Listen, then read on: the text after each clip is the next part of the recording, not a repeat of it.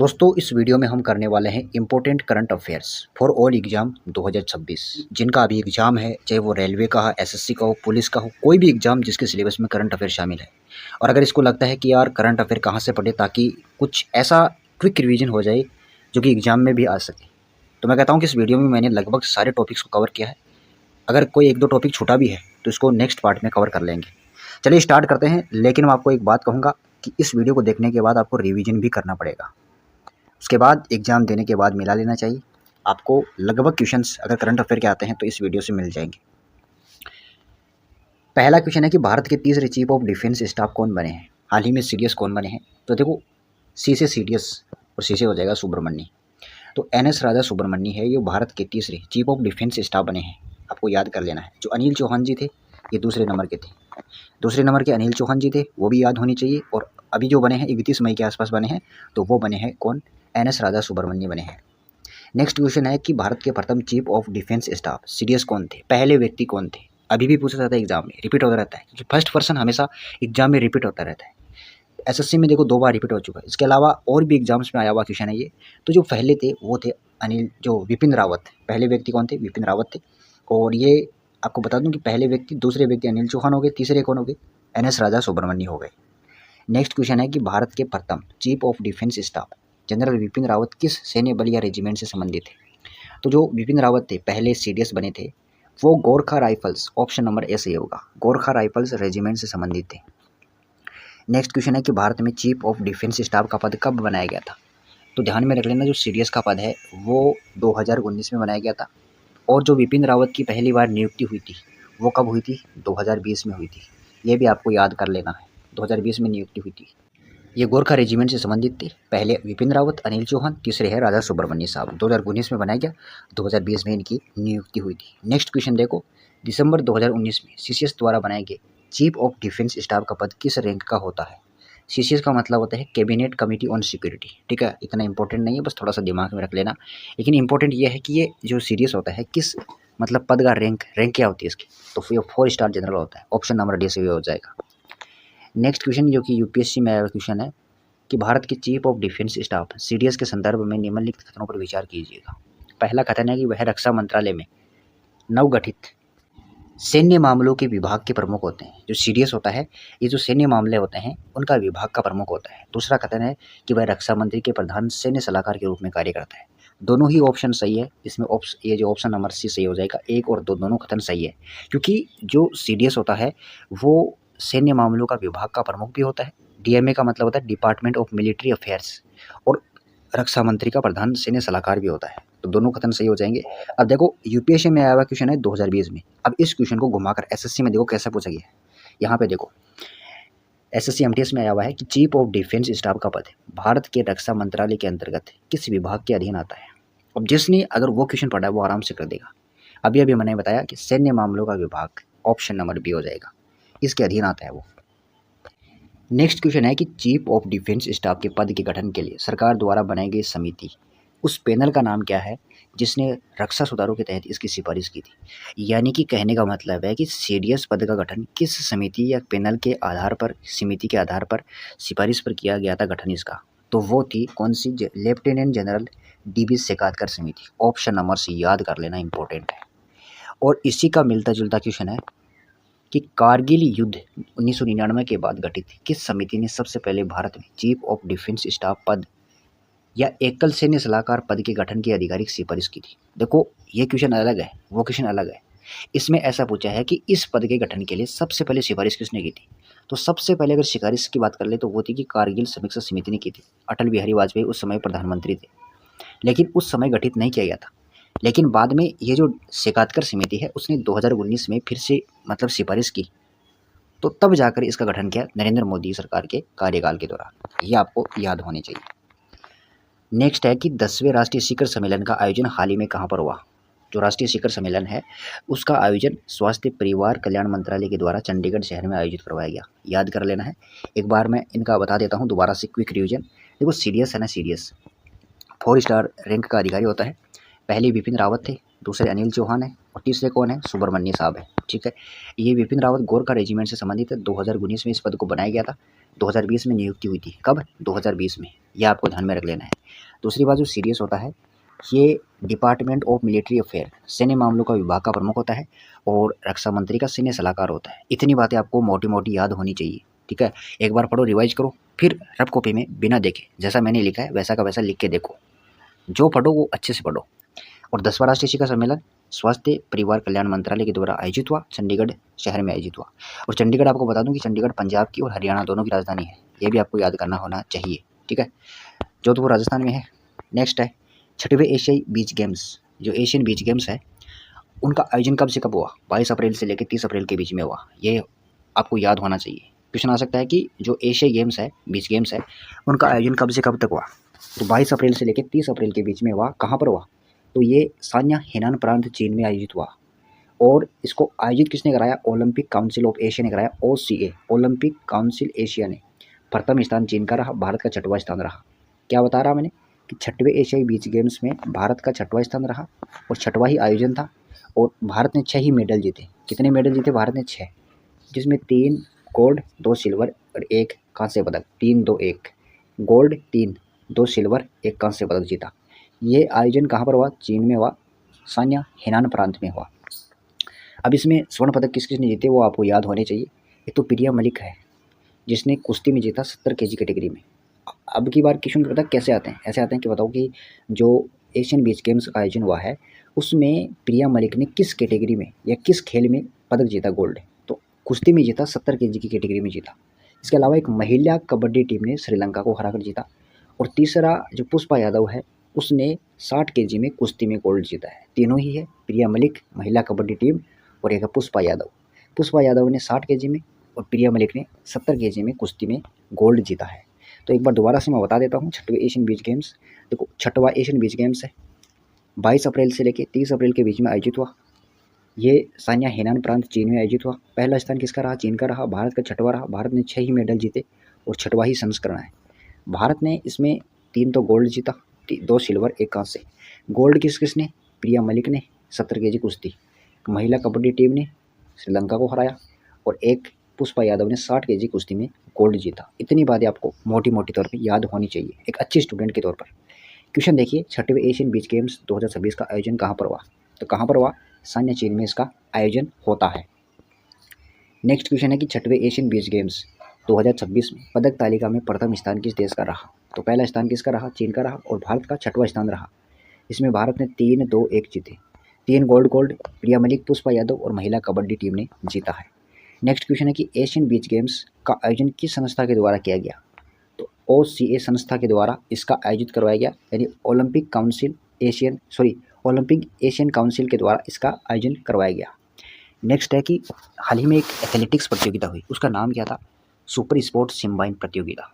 क्या नाम था? सुपर स्पोर्ट सिम्बाइन क्लासिक 2026 एथलेटिक्स प्रतियोगिता। इसका आयोजन प्रिटोरिया, जो कि दक्षिण अफ्रीका की राजधानी है, वहाँ पर हुआ। और इस प्रतियोगिता में भारत के गोल्ड पदक विजेता है मुरली श्रीशंकर। ध्यान में रख लेना, क्वेश्चन आ सकता है कि जो सुपर स्पोर्ट सिम्बाइन प्रतियोगिता हुई एथलेटिक्स की, इसमें भारत की तरफ से गोल्ड किसने जीता? मुरली श्रीशंकर ने। किस खेल में जीता?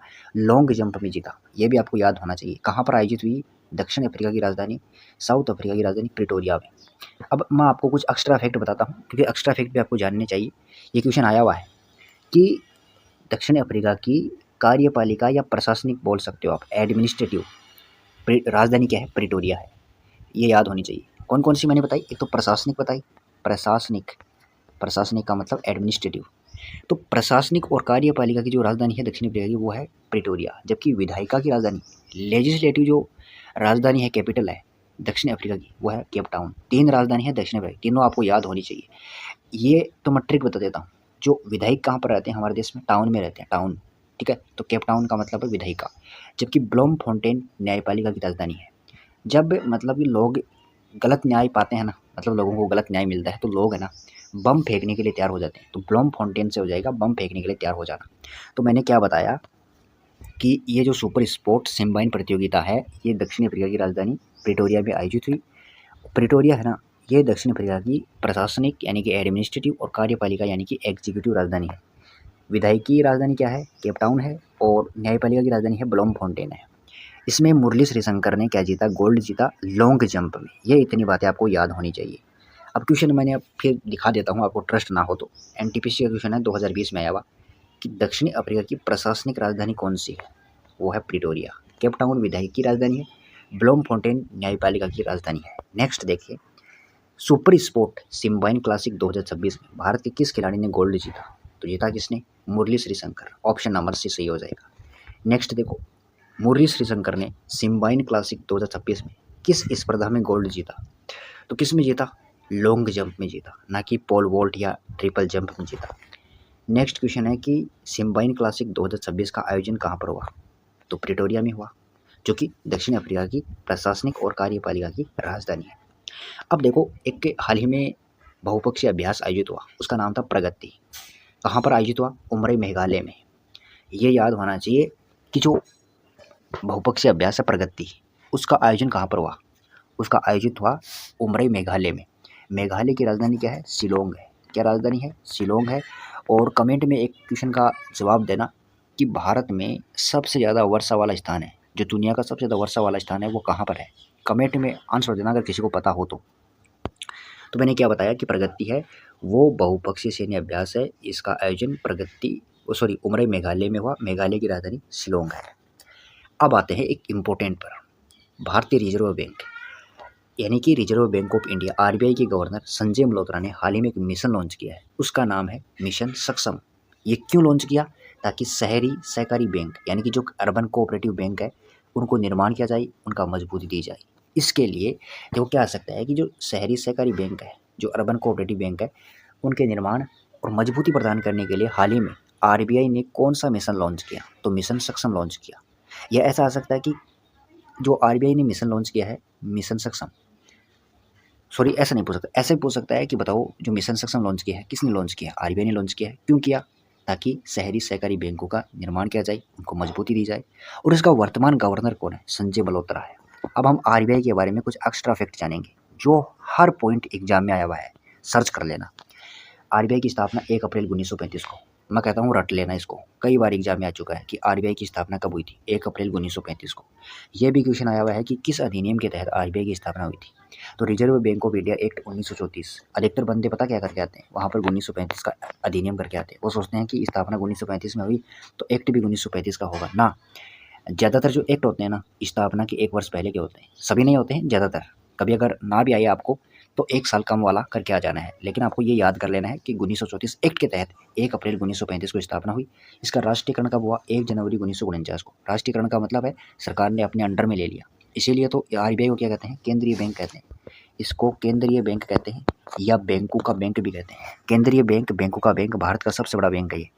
1 अप्रैल 1935 को स्थापना 1934 के एक्ट के तहत हुई और राष्ट्रीयकरण हुआ था 1 जनवरी 1949 को। इसका प्रारंभिक मुख्यालय कोलकाता में था। दिल्ली पुलिस कांस्टेबल में आया हुआ क्वेश्चन है, मैंने खुद एग्जाम दिया था, मेरी शिफ्ट में आया था ये, कि बताओ जो मतलब आरबीआई का पहले मुख्यालय था प्रारंभ में कहाँ पर था? तब उस टाइम मैंने टप्पा लगाया था कलकत्ता में, और 1937 में इसका मुख्यालय मुंबई में स्थापित कर दिया। कब किया था? 1937 में किया था। ऐसा भी क्वेश्चन आया हुआ है कि जो आरबीआई है ना, उसका प्रारंभिक मुख्यालय था कोलकाता में, तो कब मुंबई में स्थापित किया? 1937 में स्थापित किया। इसका पहला गवर्नर था ना, वो था सर ओसबर्न स्मिथ। सर ओसबर्न स्मिथ है ना पहला गवर्नर था। पहला भारतीय की बात कर ले तो श्री देशमुख, और वर्तमान में बात कर ले तो वो है संजय मल्होत्रा। दोबारा से कह रहा हूँ कि 1 अप्रैल 1935 को तो इसकी स्थापना होती है। एक्ट 1934 का था। 1 जनवरी 1949 को राष्ट्रीयकरण हुआ। प्रारंभ में इसका मुख्यालय हेडक्वार्टर कोलकाता में, वर्तमान में 1937 से मुंबई में। पहला गवर्नर सर ओसबर्न स्मिथ। पहला भारतीय की बात कर ले श्री देशमुख, वर्तमान की बात कर ले संजय मल्होत्रा इसके गवर्नर है। अब चलिए क्वेश्चन करते हैं, किसी को शायद ट्रस्ट ना हो तो आपको क्वेश्चन बता देता हूँ। आरबीआई के प्रथम भारतीय गवर्नर कौन थे? तो सी डी देशमुख थे। अभी मैंने बताया, ऑप्शन नंबर डी सही हो जाएगा। नेक्स्ट क्वेश्चन देखिए कि आरबीआई के प्रथम गवर्नर कौन थे? मध्य प्रदेश फॉरेस्ट गार्ड का क्वेश्चन है, तो प्रथम पूछ ले सर ओसबर्न स्मिथ। यहाँ पे पहला भारतीय नहीं पूछा है, सिर्फ इतना पूछा कि पहला गवर्नर कौन था। पहला भारतीय तो सी डी देशमुख था, जबकि पहला पूछ ले सिर्फ तो सर ओसबर्न स्मिथ था। नेक्स्ट क्वेश्चन जो कि एमपी फॉरेस्ट गार्ड में ही आया हुआ क्वेश्चन है कि आरबीआई के गवर्नर की नियुक्ति कौन करता है? अधिकतर बंधुओं ने क्या किया? ऑप्शन नंबर डी किया कि आरबीआई का बोर्ड करता है। नहीं, केंद्र सरकार है ना, वो आरबीआई के गवर्नर की नियुक्ति करती है। ऑप्शन नंबर सी सही होगा, केंद्र सरकार के द्वारा होती है। नेक्स्ट क्वेश्चन है कि भारतीय रिजर्व बैंक का राष्ट्रीयकरण किस वर्ष हुआ? राष्ट्रीयकरण का मतलब होता है सरकार अपने अंडर में ले लेती है। तो ये हुआ था 1 जनवरी 1949 को, यानी कि ऑप्शन नंबर सी सही हो जाएगा। राष्ट्रीयकरण हुआ था 1 जनवरी 1949 को। नेक्स्ट क्वेश्चन है कि आरबीआई के पहले भारतीय गवर्नर कौन थे? पहले भारतीय पूछ रहा है, तो पहले भारतीय गवर्नर थे सीडी देशमुख। देखिए, अगर ऐसा पूछ ले कि पहले गवर्नर कौन थे, तो वो थे ओसबर्न स्मिथ। पहले गवर्नर का नाम था ओसबर्न स्मिथ नाम था, ठीक है, जो कि 1935 से लेके और 1937 तक रहे थे। आपको पता होगा कि जो मुख्यालय था प्रारंभिक, वो कोलकाता में था। 1937 में मुख्यालय कहाँ पर स्थापित कर दिया? बम्बई में। तो ओसबर्न स्मिथ कब से कब तक रहे थे? 1935 से 37 तक। ये भी आपको थोड़ा सा ध्यान में रखना है, क्योंकि ये पहले व्यक्ति थे। उसके बाद 1937 से लेके और 43 तक, 43 तक आए कौन? जेम्स टेलर नाम का व्यक्ति था, जेम्स टेलर, जो भी भारतीय नहीं था, ठीक है। उसके बाद 43 से लेके 1943 से लेके 49 तक कौन आई? पहले भारतीय आई, उनका नाम था सीडी देशमुख। तो ऐसा भी आ सकता है कि बताओ कि जब रिजर्व बैंक का राष्ट्रीयकरण हुआ, उस समय भारतीय रिजर्व बैंक के गवर्नर कौन थे? तो यही व्यक्ति थे, क्योंकि 1949 तक ये थे और 1949 में ही क्या हुआ? आरबीआई का राष्ट्रीयकरण हुआ। तो ऐसा भी क्वेश्चन पूछा जा सकता है। नेक्स्ट क्वेश्चन देखते हैं कि भारतीय रिजर्व बैंक की स्थापना किस आयोग की सिफारिश पर की गई थी? यानी कि कौन सा आयोग है जिसने मतलब इस बैंक को स्थापित करने के लिए सिफारिश की? तो वो था Hilton Young commission. Option number B सही हो जाएगा। हिल्टन यंग कमीशन है ना, उसने सिफारिश की थी इस मतलब स्थापित करने के लिए बैंक को। नेक्स्ट क्वेश्चन है कि वह एकमात्र भारतीय प्रधानमंत्री कौन है जिन्होंने भारतीय रिजर्व बैंक के गवर्नर के रूप में भी कार्य किया था? तो वो थे जिन्होंने 2004 से लेकर 14 तक भारत के प्रधानमंत्री रहे। उनका नाम है मनमोहन सिंह जी। कांग्रेस पार्टी से थे ये 2004 से लेकर 14 तक। अब तो उनका निधन हो चुका है। तो वो रिजर्व बैंक के गवर्नर के रूप में भी कार्य कर चुके थे पहले। नेक्स्ट क्वेश्चन है कि भारत में विदेशी मुद्रा भंडार होता है ना, जो फॉरेन एक्सचेंज रिजर्व है, उसका प्रबंधन कौन करता है? तो उसका प्रबंधन कौन करेगा? भारत का सबसे बड़ा बैंक करेगा। और भारत का सबसे बड़ा बैंक, जिसे हम बैंकों का बैंक कहते हैं या उसे हम क्या कहते हैं, केंद्रीय बैंक कहते हैं, वो करता है आरबीआई। आरबीआई है ना, वो विदेशी मुद्रा भंडार का क्या करता है? नियंत्रण करता है, उसके ऊपर पूरी देखरेख करता है। नेक्स्ट क्वेश्चन है कि मुद्रास्फीति, इन्फ्लेशन, इसका मतलब होता है महंगाई। मुद्रास्फीति, इन्फ्लेशन का मतलब होता है महंगाई को नियंत्रित करने के लिए आरबीआई आमतौर पर क्या कदम उठाता है? तो देखो, आरबीआई होता है ना, वो महंगाई को नियंत्रित करने के लिए रेपो रेट बढ़ाता है। अब आप में से कई सोचेंगे कि रेपो रेट क्या होती है? रेपो रेट एक तरीके से ब्याज दर होती है, ब्याज दर ही होती है, ब्याज दर होती है ना, वही होती है। रेपो रेट बढ़ाने से क्या होगा कि जब वाणिज्यिक बैंक होते हैं ना, सारे के सारे, ये जो एसबीआई, पंजाब नेशनल बैंक है, बैंक ऑफ बड़ौदा है, छोटे मोटे जितने भी बैंक है ना भारत में, ये होते हैं वाणिज्यिक बैंक। ये रिजर्व बैंक से पैसा उधार लेते हैं। तो क्या होगा, ये जब पैसा उधार लेंगे तो जनता को देंगे, और जब इंटरेस्ट कम होगा यानी कि रेपो रेट कम होगी तो जनता ज़्यादा उधार लेगी। लेकिन अगर रिजर्व बैंक रेपो रेट बढ़ा दे यानी कि ब्याज दर बढ़ा देगा, तो सीधी सी बात है, ब्याज दर बढ़ाएगा तो वाणिज्यिक बैंक कम पैसा उधार लेंगे। भाई आप खुद सोच के देखिए, अगर आपको सस्ती दर पर लोन मिले तो आप तुरंत लेने चले जाओगे, लेकिन महंगी दर पर मिले तो आप कम लोन लेंगे। तो यही कहानी यहाँ पे आ जाएगी कि जब रिजर्व बैंक रेपो रेट बढ़ाता है यानी कि ब्याज दर बढ़ाता है ना, तो वाणिज्यिक बैंक कम पैसा उधार लेते हैं, और कम पैसा उधार लेंगे तो जनता के पास कम पैसा जाएगा, तो महंगाई नियंत्रित हो जाएगी। भाई महंगाई कब बढ़ती है? जब जनता के पास पैसा बहुत ज़्यादा हो जाता है। लेकिन अगर रिजर्व बैंक ब्याज दर बढ़ा दी, रेपो दर बढ़ा दी, रेपो रेट, तो क्या होगा? पैसा कम आएगा जनता के पास, क्योंकि वाणिज्यिक बैंकों के पास कम जाएगा, तो वाणिज्यिक बैंक जनता को क्या देंगे? कम देंगे। तो सीधा सा हो जाएगा कि मुद्रास्फीति यानी कि महंगाई, इन्फ्लेशन नियंत्रित हो जाएगी। ऑप्शन नंबर 20 सही हो जाएगा। नेक्स्ट क्वेश्चन मैं अभी बताता हूँ कि भारत में 1 रुपये के नोट पर किसके हस्ताक्षर होते हैं? किसके हस्ताक्षर होते हैं? ये वित्त सचिव के हस्ताक्षर होते हैं 1 रुपये के नोट पर। जबकि 1 रुपये के नोट के अलावा जितने भी अन्य नोट है ना, उन पर किसके हस्ताक्षर होते हैं? आरबीआई के गवर्नर के हस्ताक्षर होते हैं, है ना। अगर 1 रुपये का नोट की बात कर ले तो वित्त सचिव के होते हैं, लेकिन अन्य की बात कर ले तो वो गवर्नर के हस्ताक्षर होते हैं। नेक्स्ट क्वेश्चन है कि भारतीय रिजर्व बैंक के प्रतीक चिन्ह में कौन सा जानवर और पेड़ को दर्शाया गया है? इंपॉर्टेंट क्वेश्चन है ये, रेलवे और एसएससी में पूछा गया क्वेश्चन। तो उसमें टाइगर और पाम ट्री यानी ताड़ का पेड़ है, वो दर्शाया गया है, इंपॉर्टेंट है ये। शायद मुझे कंफर्म तो नहीं पता है, लेकिन इतना आप एक बार सर्च कर लेना दोबारा से।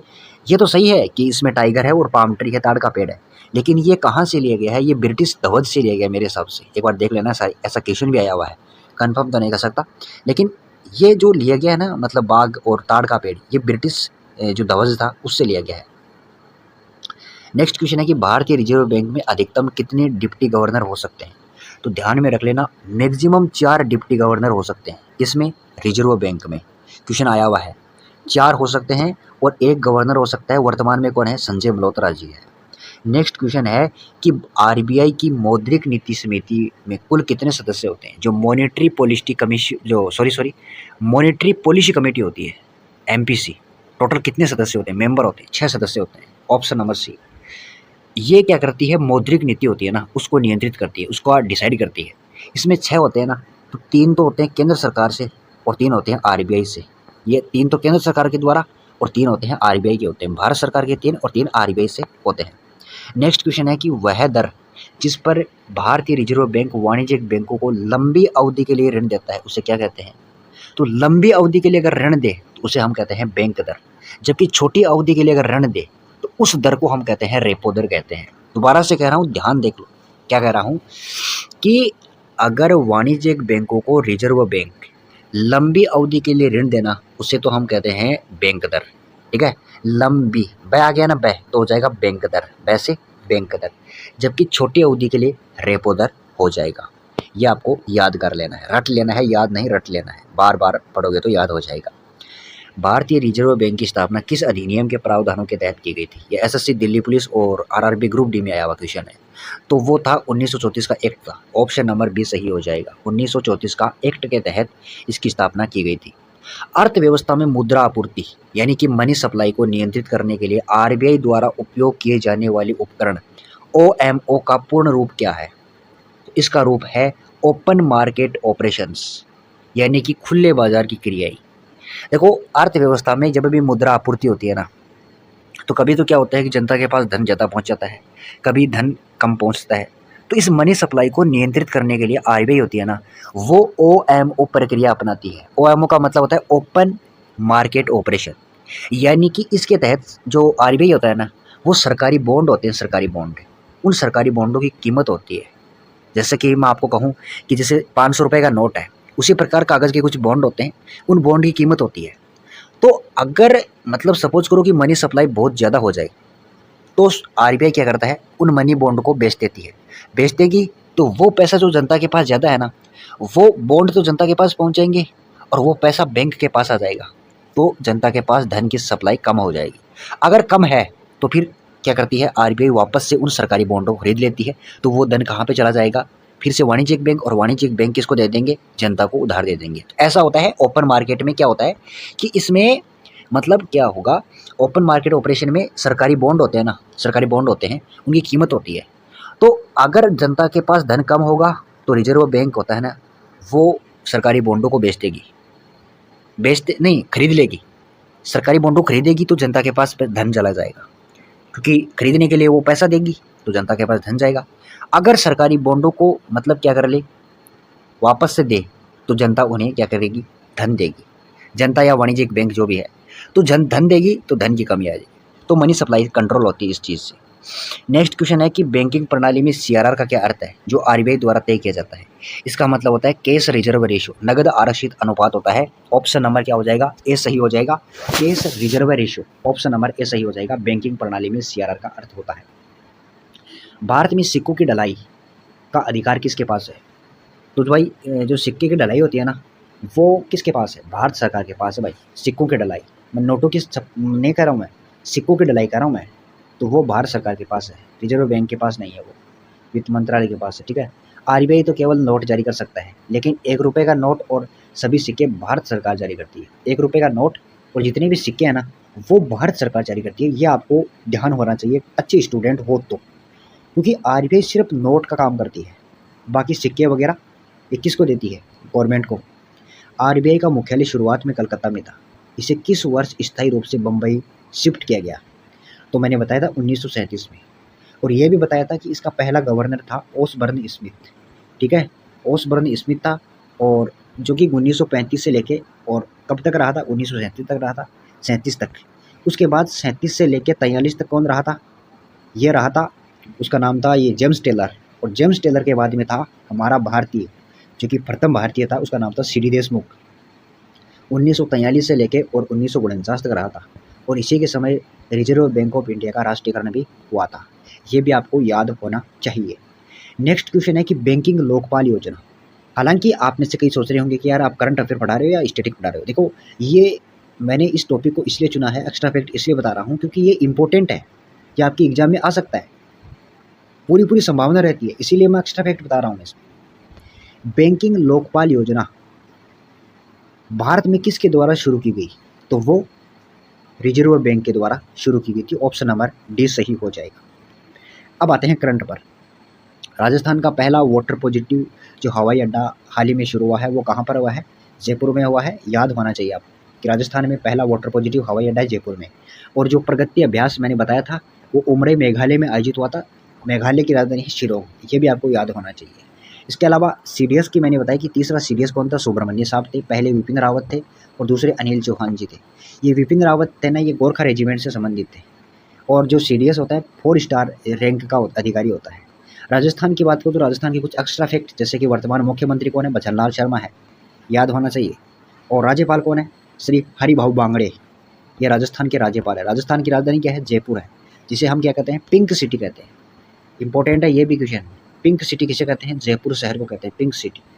कमेंट में बताना कि व्हाइट सिटी किसे कहते हैं? व्हाइट सिटी किसे कहते हैं? नेक्स्ट क्वेश्चन देखते हैं कि भारत में त्रिस्तरीय पंचायती राज व्यवस्था सबसे पहले किस राज्य में लागू की गई थी? इंपॉर्टेंट है। तो ये लागू की गई थी राजस्थान में सबसे पहले। उस समय कौन प्रधानमंत्री था? जवाहरलाल नेहरू। कब लागू की गई थी? ये भी क्वेश्चन आया हुआ है 2 अक्टूबर 1959 को। एग्जाम में आया हुआ क्वेश्चन है ये कि जो त्रिस्तरीय पंचायती राज व्यवस्था है कब लागू की गई? तो 2 अक्टूबर 1959 को किसने लागू की? जवाहरलाल नेहरू ने। कहाँ से? राजस्थान के नागौर जिले से। जो राजस्थान का नागौर जिला है ना, वहाँ से लागू की। इम्पोर्टेंट पर्सन है ये, राजस्थान का एक्स्ट्रा फैक्ट बता रहा हूँ मैं। ये प्रसिद्ध जैन मंदिर है ना, दिलवाड़ा का मंदिर, ये कहाँ पर है? ये माउंट आबू में है। ऑप्शन नंबर सी, ये एक जैन मंदिर है यहाँ पे। नेक्स्ट है कि क्षेत्रफल की दृष्टि से भारत का सबसे बड़ा राज्य कौन सा है? क्षेत्रफल की दृष्टि से तो वो कौन सा है? राजस्थान है। कौन सा है? राजस्थान है। और राजस्थान के बाद में कौन सा है? राम महान। राम महान से हो जाएगा मध्य प्रदेश है, उसके बाद महाराष्ट्र है। याद कर लेना, राजस्थान सबसे बड़ा, उसके बाद राम महान, तो मध्य प्रदेश और महाराष्ट्र। और जो मतलब कि मैंने करवाया है उसका 2 वीडियो करवा चुका हूँ, जिसका लिंक वीडियो के डिस्क्रिप्शन में दे दूँगा, इस वीडियो के डिस्क्रिप्शन में। कि एक तो भारत में टॉप जनसंख्या वाले 5 राज्य, ठीक है, वो देख लेना एक बार। और सबसे कम जनसंख्या वाले टॉप 5 राज्य, उन वो भी वीडियो मैंने बना दिया है, देख लेना, इसी चैनल पे आपको मिल जाएगा। तो देखो, क्षेत्रफल की दृष्टि से सबसे बड़ा राज्य है राजस्थान, उसके बाद है मध्य प्रदेश। हालांकि 1 नवंबर 2000 से पहले मध्य प्रदेश ही सबसे बड़ा था, लेकिन 1 नवंबर 2000 को जब मध्य प्रदेश से छत्तीसगढ़ अलग हुआ ना, तब राजस्थान पहले स्थान पर आ गया, ठीक है। और वैसे राजस्थान की जनसंख्या बहुत कम है। राजस्थान की जनसंख्या है मात्र 6 करोड़ के आसपास है, जबकि उत्तर प्रदेश है ना, उसकी सबसे ज़्यादा जनसंख्या है, उसकी लगभग 20 करोड़ के आसपास जनसंख्या है। यानी कि राजस्थान से 3 गुना जनसंख्या है उत्तर प्रदेश की। कितनी है? 3 गुना जनसंख्या। नेक्स्ट क्वेश्चन करते हैं कि केवलादेव घना पक्षी उद्यान, जो उद्यान है, जिसे पहले भरतपुर पक्षी अभ्यारण्य कहते थे, किस राज्य में है? तो केवलादेव ये राजस्थान में ही है, ठीक है। नेक्स्ट क्वेश्चन देखो, हाल ही में निर्वाचन आयोग की क्यूआर कोड आधारित फोटो पहचान प्रणाली कब से शुरू की गई? मतलब कब से शुरू की जाएगी? तो ये 4 मई से शुरू की गई। 4 मई से जो निर्वाचन आयोग है उसकी क्यूआर कोड आधारित फोटो पहचान प्रणाली शुरू हुई है। क्वेश्चन आ सकता है कि हाल ही में निर्वाचन आयोग ने कौन सी पहचान प्रणाली शुरू की है? तो क्यूआर कोड आधारित की है, क्योंकि चुनाव हुए मई राज्य में। कौन कौन से विधानसभा चुनाव हुए? असम है, केरल है, तमिलनाडु है, पश्चिम बंगाल है, पुदुचेरी है, इनमें अभी चुनाव हुए हैं। तो आगे लोकसभा में भी ये मतलब लागू हो जाएगा, लेकिन अभी विधानसभा चुनाव थे, इसलिए ये जो क्यूआर कोड आधारित फोटो पहचान प्रणाली है ये शुरू की गई है। अब हम निर्वाचन आयोग के बारे में कुछ एक्स्ट्रा फैक्ट जान लेते हैं कि जो निर्वाचन आयोग है ना, इसकी स्थापना 25 जनवरी 1950 को हुई थी, है ना। और इसीलिए हर साल 25 जनवरी को राष्ट्रीय मतदाता दिवस यानी कि नेशनल वोटर्स डे मनाया जाता है। इम्पोर्टेंट है, 25 जनवरी को राष्ट्रीय मतदाता दिवस क्यों मनाते हैं? क्योंकि इसी दिन 25 जनवरी 1950 को राष्ट्रीय निर्वाचन आयोग की स्थापना हुई थी। ध्यान में रख लेना, इम्पोर्टेंट है। और ये एक संवैधानिक निकाय है। मैं एक बात बताता हूँ, एक तो होता है सांविधिक। सांविधिक का मतलब होता है असंवैधानिक, जिसका संविधान में उल्लेख ना हो, जबकि संवैधानिक का मतलब होता है जिसका संविधान में उल्लेख हो। तो तो इस भारतीय निर्वाचन आयोग का उल्लेख संविधान के भाग 15 और आर्टिकल 324 से 329 तक उल्लेख किया गया है। इसीलिए यह एक संवैधानिक निकाय है, याद कर लेना, कई बार आ चुका है। और संविधान के भाग है ना, टोटल 22 भाग है। इसको लेकर भी मैंने वीडियो बना दिया है, जिसका लिंक इसी वीडियो के डिस्क्रिप्शन में दे रहा हूँ, जाके देख लेना भाई। इंपॉर्टेंट है, छोटा सा टॉपिक है लेकिन धमाका बहुत बड़ा है इसका। 25 जनवरी को इसकी स्थापना हुई थी और वर्तमान में 26वां जो मुख्य निर्वाचन आयुक्त है वो है ज्ञानेश कुमार। कौन है? ज्ञानेश कुमार है। चलिए इससे संबंधित क्वेश्चन कर लेते हैं। क्वेश्चन है कि भारतीय संविधान में कौन सा अनुच्छेद भारत के चुनाव आयोग की स्थापना से संबंधित है? तो कौन सा है? अभी अभी मैंने बताया कि 324 से 329 तक। तो ऑप्शन नंबर ए सही हो जाएगा। कौन सा? ऑप्शन नंबर ए सही हो जाएगा। नेक्स्ट क्वेश्चन है कि भारत के पहले मुख्य चुनाव आयुक्त कौन थे? वो थे सुकुमार सेन। ये भी इम्पोर्टेंट है क्योंकि रेलवे और एसएससी दोनों में पूछा गया क्वेश्चन है। नेक्स्ट क्वेश्चन है कि भारत में हर साल राष्ट्रीय मतदाता दिवस किस तारीख को मनाया जाता है? तो ये 25 जनवरी को मनाया जाता है, क्योंकि 25 जनवरी और 1950 को इसकी भारतीय निर्वाचन आयोग की स्थापना हुई थी। और पहला मुख्य चुनाव आयुक्त कौन था? सुकुमार सेन था। वर्तमान में ज्ञानेश कुमार है, जो कि 26वें नंबर के हैं। इंपॉर्टेंट है, याद कर लेना। इसका उल्लेख संविधान के भाग 15 में है। किस में है? भाग 15 में आर्टिकल 324 से लेके 329 तक है। और यह एक संवैधानिक निकाय है, ना कि सांविधिक निकाय है। नेक्स्ट क्वेश्चन है कि मुख्य चुनाव आयुक्त की नियुक्ति किसके द्वारा की जाती है? तो ये की जाती है भारत के राष्ट्रपति के द्वारा। इंपॉर्टेंट है, ऑप्शन नंबर बी सही हो जाएगा। अब नेक्स्ट क्वेश्चन है कि भारत के मुख्य चुनाव आयुक्त का कार्यकाल कितना होता है? तो देखो, वैसे तो 6 साल होता है, लेकिन अधिकतम 65 वर्ष तक ही रह सकता है। लेकिन देखो, 6 साल तक, अगर 61 साल की उम्र में वो क्या हुआ, मुख्य चुनाव आयुक्त बना, तो 6 साल नहीं रह पाएगा, क्योंकि 65 साल पहले ही हो जाएगी। तो वैसे 6 साल है, लेकिन 65 वर्ष की आयु तक है। ऐसा है, ऑप्शन नंबर बी सही हो जाएगा। नेक्स्ट क्वेश्चन है कि भारत की पहली महिला मुख्य चुनाव आयुक्त कौन थी? तो वो कौन थी? वो थी ये Rama Devi. Option number B सही हो जाएगा, रमा देवी है। और पहले व्यक्ति कौन थे? ये पहले व्यक्ति मैंने अभी अभी बताया, सुकुमार सेन थे। वर्तमान में कौन है? ज्ञानेश कुमार है, मुख्य चुनाव आयुक्त। नेक्स्ट है कि व्हीटली पुरस्कार 2026, इंपॉर्टेंट है। इसे ग्रीन ऑस्कर भी कहते हैं। ये वन्य जीव और पर्यावरण संरक्षण से संबंधित है। किसको इसको मिला है? परवीन शेख और डॉक्टर बरका सुब्बा को मिला है। व्हीटली पुरस्कार 2026 ग्रीन ऑस्कर कहते हैं, क्योंकि ये पर्यावरण से संबंधित है। ये परवीन शेख और बरका सुब्बा को मिला है, याद कर लेना, इंपॉर्टेंट है। अब चलते हैं मुख्यमंत्रियों पर, क्योंकि हाल ही में 4-5 राज्यों में चुनाव हुए हैं, तो उनके मुख्यमंत्री पूछे जा सकते हैं। सबसे पहले तो मैंने बता दिया राजस्थान का, अभी वैसे तो उनका चुनाव नहीं हुआ है, लेकिन करंट में पूछ सकता है। राजस्थान का मुख्यमंत्री कौन है? भजनलाल शर्मा है। और राज्यपाल कौन है? हरिभाऊ बांगड़े है। ये याद कब होंगे ना? जब बार बार रिवाइज करोगे ना, ऑटोमेटिक याद हो जाएगा। देखो, जीके को याद करने की सबसे आसान ट्रिक यही है कि ढंग से वीडियो को देख लो, उसके बाद पीडीएफ से जितनी बार हो सके उतना अच्छे से रिवाइज करो, रीडिंग करो। रटने से नहीं होगा, जितनी बार 5 दिन से, 10 दिन से, 6 दिन से, दूसरे दिन से जितना रिवाइज करोगे ना, आपके दिमाग में छप जाएगा। ये मेरी गारंटी है। तो तमिलनाडु में हाल ही में चुनाव हुए, इंपॉर्टेंट है, क्योंकि पहली बार ना तो वहाँ पर बीजेपी की सरकार, ना वहाँ पर जो पहले पार्टी थी उसकी सरकार आई, एक नई पार्टी की सरकार। और वो था अभिनेता थालापति विजय की पार्टी। ये बंदा सीएम बना है वहाँ का। उसकी पार्टी का नाम था तमिलनाडु वेट्री कड़गम। 108 से ज़्यादा सीटें जीती इस बंदे ने। और मतलब राजधानी है इसकी चेन्नई, तमिलनाडु की। जो राज्यपाल है वो है राजेंद्र विश्वनाथ अर्लेकर। तो मैंने क्या बताया कि तमिलनाडु का सीएम तो है थालापति विजय, राज्यपाल है राजेंद्र विश्वनाथ अर्लेकर, पार्टी का नाम है तमिलनाडु वेट्री कड़गम। तीनों ही इंपॉर्टेंट है और राजधानी है चेन्नई। अब आते हैं बिहार पर, क्योंकि बिहार में पहली बार बीजेपी का जो मुख्यमंत्री बना है, पहली बार सम्राट चौधरी बना है। कौन है? सम्राट चौधरी है वर्तमान में।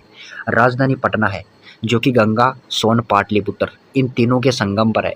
दोबारा से बोल रहा हूँ मैं, गंगा, सोन और गंडक तीनों के संगम पर कौन सी राजधानी है? बिहार की राजधानी है पटना। इसे पाटलिपुत्र पहले जाना जाता था नाम, पाटलिपुत्र। यहाँ का राज्यपाल है सैयद अत्ता हसनैन। कौन है? सैयद अत्ता हसनैन है। अब आते हैं पुद्दुचेरी पर। तो पुद्दुचेरी का भाई मुख्यमंत्री है एन रंगास्वामी, जो कि कांग्रेस पार्टी से बिलोंग करता है। एनआर कांग्रेस पार्टी है। कौन है? एन रंगास्वामी है। और यहाँ की राजधानी है पुदुचेरी ही है। उपराज्यपाल है, देखो ये जितने भी केंद्र शासित प्रदेश होते हैं ना, पुदुचेरी क्या है, केंद्र शासित प्रदेश है, यूनियन टेरिटरी। तो वहाँ का कई बार राज्यपाल नहीं बनाकर उपराज्यपाल होता है। तो उपराज्यपाल कौन है, के कैलाशन, के कैलाशनाथन है ना उपराज्यपाल। और मुख्यमंत्री है एन रंगास्वामी है, जो कि एनआर कांग्रेस पार्टी से बिलोंग करता है। अब आ जाओ केरल पे। केरल में अभी वीडी सतीशन है ना, वो मुख्यमंत्री बने। कौन है, वीडी सतीशन। राजधानी है तिरुवनंतपुरम है। राज्यपाल है राजेंद्र विश्वनाथ अर्लेकर। ये एक और राज्य का मुख्यमंत्री था, तमिलनाडु का। तमिलनाडु का राज्यपाल था ये। और मुख्यमंत्री वहाँ का था थालापति विजय, जो कि तमिलनाडु वेत्री कड़गम पार्टी से था। ठीक है, 108 सीटें जीती थी। तमिलनाडु का राज्यपाल और केरल का राज्यपाल समान है। कौन है, राजेंद्र विश्वनाथ अर्लेकर। राजस्थान का हरिभाऊ बांगड़े है। और यहाँ का के कैलाशनाथन है उपराज्यपाल पुदुचेरी का। ठीक है, एन रंगास्वामी मुख्यमंत्री है। बिहार का सैयद अता हसनैन है और सम्राट चौधरी मुख्यमंत्री है। तमिलनाडु का मैंने बता ही दिया राज्यपाल। ठीक है, अब आ जाओ बंगाल पे, पश्चिम बंगाल। वहाँ का जो मुख्यमंत्री है वो है शुभेंदु अधिकारी। ये भी इम्पोर्टेंट है क्योंकि पहली बार बीजेपी पार्टी की सरकार बनी है पश्चिम बंगाल में। 294 से 207 सीटें जीतकर पहली बार ऐतिहासिक जीत हासिल की है भाजपा ने। राजधानी कोलकाता है। वहाँ का राज्यपाल है आर एन रवि। कौन है, वहाँ का राज्यपाल है आर एन रवि है, इम्पोर्टेंट है। जबकि तमिलनाडु और केरल का है राजेंद्र विश्वनाथ अर्लेकर। राजस्थान का राज्यपाल है हरिभाऊ बांगड़े। और पुदुचेरी का उपराज्यपाल है के कैलाशनाथन। कर्नाटक की बात करूं तो कर्नाटक के हैं डीके शिव कुमार। ये व्यक्ति वहाँ के मुख्यमंत्री बने हैं। जबकि राज्यपाल कौन है, थावरचंद गहलोत है। और राजधानी है बेंगलुरु। ये डीके शिव कुमार कांग्रेस पार्टी से बिलोंग करते हैं। और जो राजधानी क्या है, बेंगलुरु है। ये भी आपको ध्यान में रख लेनी है, ये बेंगलुरु। वैसे कमेंट में बताना कि बेंगलुरु के कई अन्य नाम भी है, उपनाम से जाना जाता है, जैसे इलेक्ट्रॉनिक राजधानी वगैरह। कमेंट में बताना कि क्या क्या इसको उपनाम से जाना जाता है। ठीक है, तो मैंने क्या क्या बताया अभी तक। एक तो राजस्थान का मुख्यमंत्री, राज्यपाल और सबसे पहले मुख्यमंत्री सीएम, राज्यपाल और एक हमें राजधानी। राजस्थान की बात करूँ तो ब्रजलाल शर्मा। राज्यपाल राजस्थान का कौन है, तो वो है हरिभाऊ बांगड़े। राजधानी की बात करूँ तो जयपुर है। बिहार में आ जाओ। बिहार में राज्यपाल तो है कौन, सैयद अता हसनैन। मुख्यमंत्री है सम्राट चौधरी। और राजधानी है पटना, जो कि गंगा, सोन, गंडक इनके संगम थी। पाटलिपुत्र पहले नाम था। फिर आ जाओ तमिलनाडु। तमिलनाडु में चेन्नई राजधानी है। वहाँ का मुख्यमंत्री कौन है, मुख्यमंत्री तमिलनाडु का था वो थालापति विजय। राज्यपाल कौन है, राजेंद्र विश्वनाथ अर्लेकर। फिर आ जाओ केरल। केरल की बात करूँ तो वीडी सतीशन वहाँ का मुख्यमंत्री है। राज्यपाल राजेंद्र विश्वनाथ अर्लेकर। कर्नाटक में डीके शिव कुमार है मुख्यमंत्री। बेंगलुरु राजधानी है। थावरचंद गहलोत राज्यपाल है। पुदुचेरी में एन रंगास्वामी है। के कैलाशनाथन उपराज्यपाल है। असम की बात करूं तो हेमंत बिश्वा शर्मा वहां का मुख्यमंत्री है। राज्यपाल है लक्ष्मण प्रसाद आचार्य। ठीक है, और असम की आधिकारिक और प्रशासनिक राजधानी है दिसपुर, ये भी याद करना है। मेघालय की मैंने बताई शिलोंग। कर्नाटक की बेंगलुरु। अब चलो क्वेश्चन पे, असम की राजधानी क्या है, अब ये भी बताई मैंने, दिसपुर। असम का मुख्यमंत्री हेमंता बिश्वा शर्मा। राज्यपाल कौन है, तो असम का जो राज्यपाल है वो है लक्ष्मण प्रसाद आचार्य। नेक्स्ट क्वेश्चन देखो, असम का राज्य पशु कौन सा है, तो वो है एक सींग वाला गेंडा। इंपॉर्टेंट है, याद कर लेना। काजीरंगा राष्ट्रीय उद्यान किस राज्य में स्थित है, किस में है, असम में स्थित है। असम का मुख्यमंत्री कौन है, हेमंता बिश्वा शर्मा। राज्यपाल कौन है, लक्ष्मण प्रसाद आचार्य। राजधानी क्या है, दिसपुर है। नेक्स्ट क्वेश्चन देखो, बिहू किस राज्य का प्रमुख त्योहार है। इंपॉर्टेंट है, कई बार एग्जाम में आ चुका है। अब क्या करते हैं, बिहू से कई बंदे इसको करके आते हैं बिहार का नहीं है, ये असम का है। ये इंपॉर्टेंट है, कई बार बहुत सी एग्जामों में पूछा जाता है। बिहू असम का है। भारत में एक सींग वाले गेंडे के लिए प्रसिद्ध राष्ट्रीय उद्यान कौन सा है, तो वो है काजीरंगा राष्ट्रीय उद्यान, जो कहाँ पर है, असम में है। काजीरंगा राष्ट्रीय उद्यान कहाँ पर है, असम में है। और जो रणथंभौर है ना, रणथंभौर ये राजस्थान में है। और जो गिर है ना, गिर ये गुजरात में है। कहाँ पर है, गुजरात में। ये जिम कार्बेट राष्ट्रीय उद्यान कहाँ पर है, ये आप बताना कमेंट सेक्शन में। 3 मैंने बता दिए, गिर गुजरात में, रणथंभौर राजस्थान में, और ये जो काजीरंगा राष्ट्रीय उद्यान है ना, वो कहाँ पर है, ये असम में है, जो कि एक सींग वाले गेंडे के लिए फेमस है। ये एक सींग वाला गेंडा असम का राज्य पशु है। ठीक है, और असम का मुख्यमंत्री है हेमंता बिश्वा शर्मा है। राज्यपाल है लक्ष्मण प्रसाद आचार्य है। वहाँ की राजधानी क्या है? दिसपुर है। क्या है? दिसपुर वहाँ की राजधानी है। नेक्स्ट क्वेश्चन है कि असम में बहने वाली प्रमुख नदी कौन सी है? तो असम का प्रमुख त्यौहार मैंने बताया था बिहू, और बिहू से बिहू बैसे हो जाएगी ब्रह्मपुत्र, ये प्रमुख नदी है। ये जो गोदावरी है ये दक्षिण भारत की प्रमुख नदी है। और एक क्वेश्चन भी आता है कि दक्षिण भारत की गंगा किसे कहते हैं? दक्षिणी भारत की गंगा किसे कहते हैं? सॉरी, दक्षिण की गंगा। अगर ऐसा आ जाए तो की कै का की आ जाए ना, तो कै का किसे हो जाएगा? कावेरी नदी, दक्षिण की गंगा। अगर सिर्फ इतना आ जाए कि दक्षिण गंगा किसे कहते हैं, तो उससे कहते हैं गोदावरी को। इम्पोर्टेंट है, याद कर लेना इसको बार बार। मैं क्या कह रहा हूँ, अगर ऐसा आ जाए कि दक्षिण की गंगा, तो कै का की कावेरी। सिर्फ इतना आ जाए दक्षिण गंगा किसे कहते हैं, तो वो है गोदावरी। इम्पोर्टेंट है। और ब्रह्मपुत्र असम में बहने वाली प्रमुख नदी है।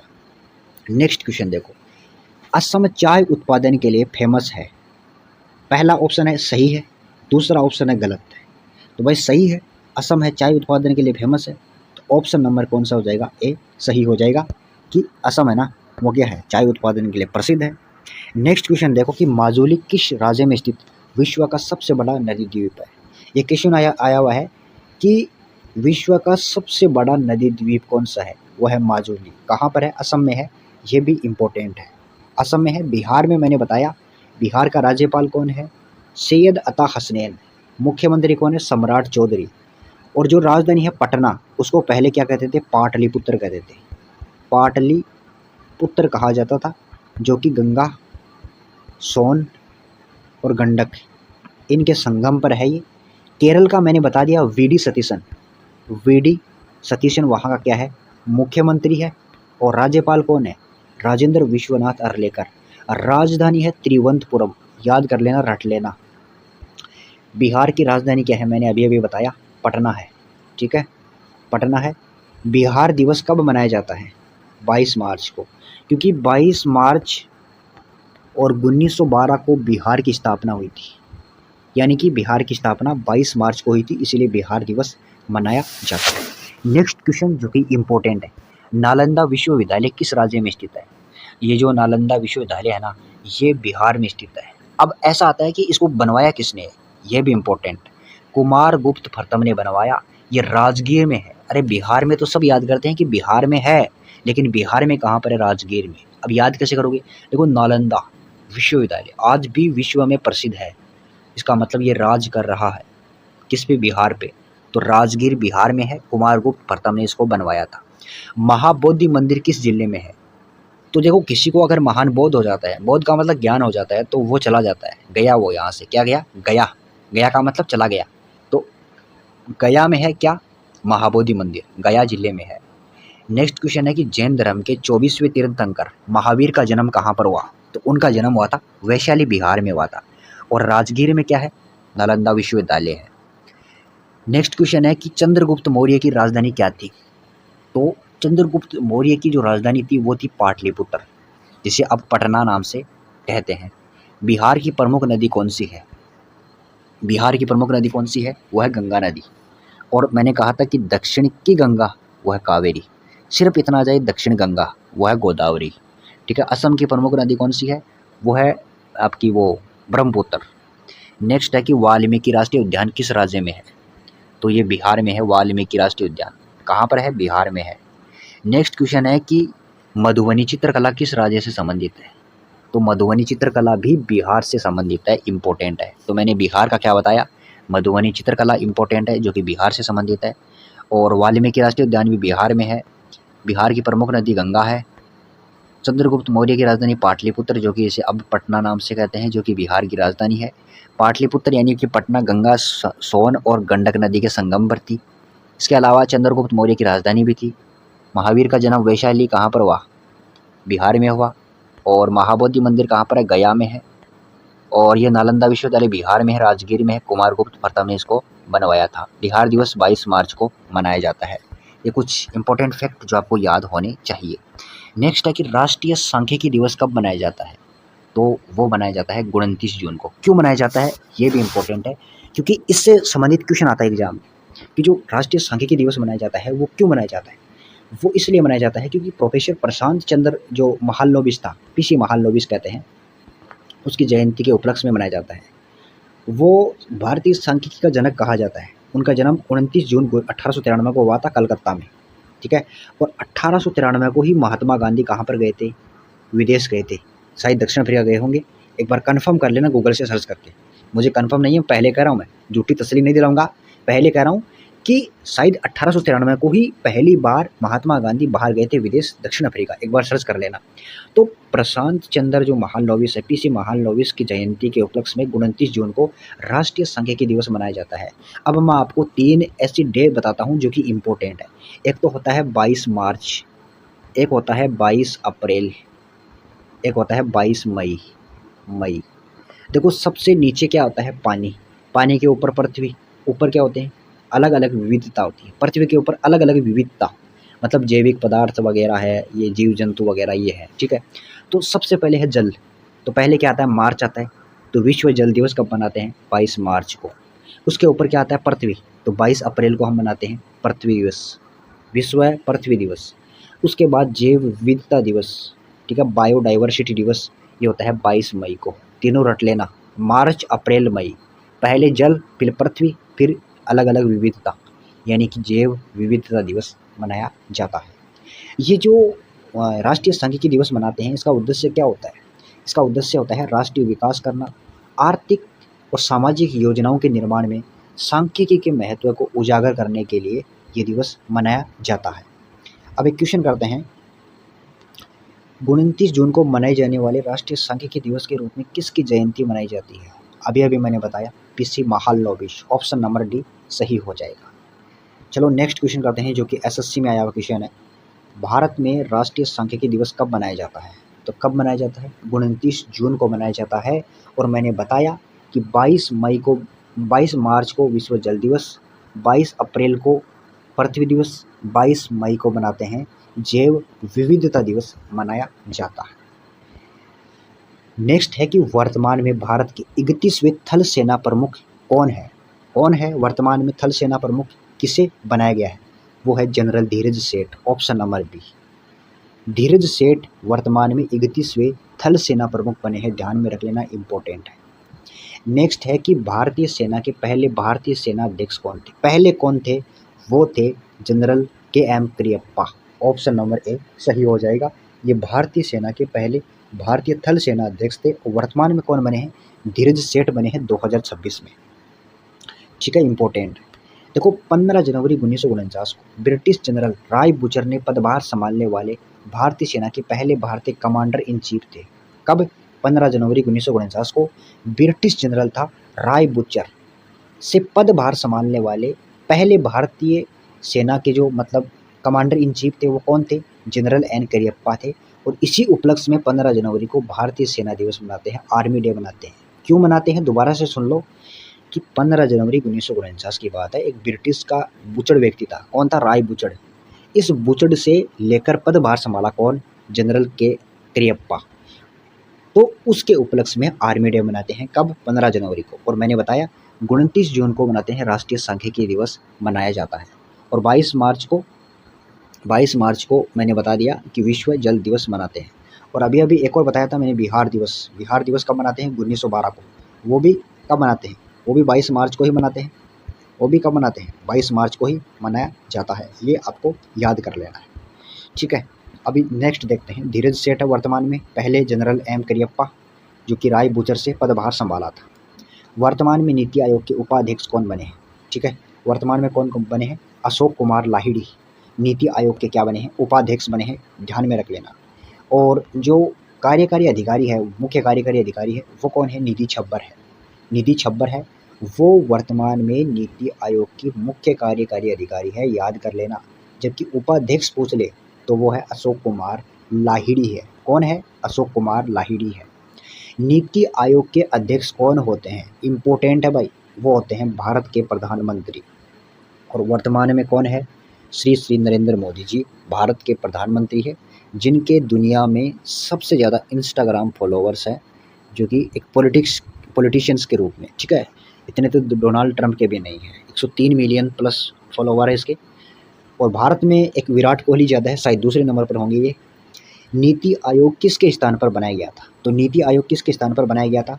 नीति आयोग बनाया गया था किसके स्थान पर? योजना आयोग के स्थान पर। इम्पोर्टेंट है ये, रट लेना। प्लानिंग कमीशन के स्थान पर बनाया गया था, है ना।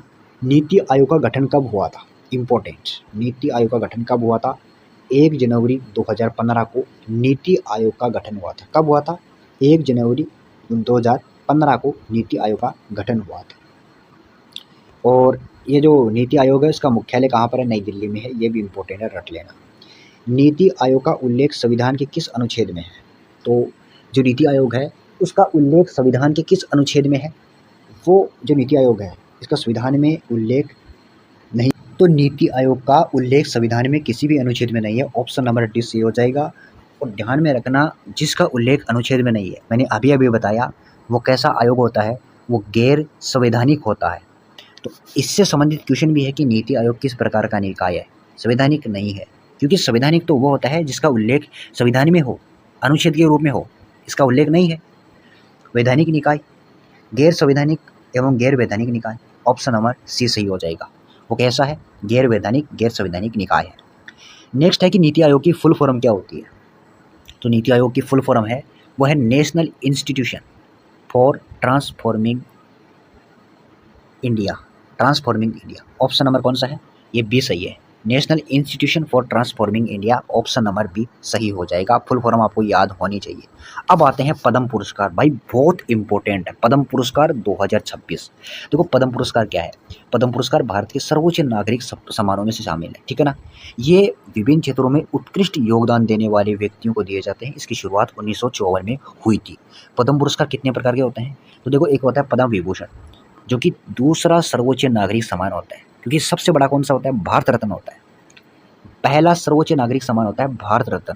मतलब जिसको भारत रत्न मिल गया ना भाई, उसको बहुत कुछ मिल गया, ऐसा मान लो आप। सबसे बड़ा ये सर्वोच्च सम्मान होता है। अगर जिसको भारत रत्न मिल जाता है ना, वो किसी भी राज्य में फ्री में मतलब क्या कर सकती है, उसको जेड+ सिक्योरिटी मिलती है। इसके अलावा वो यात्रा कर सकता है वगैरह, कई सुविधाएं मिलती है उसको। तो पहला जो सर्वोच्च नागरिक सम्मान है भारत रत्न है। लेकिन पद्म पुरस्कार कितने प्रकार के होते हैं? 3 प्रकार के।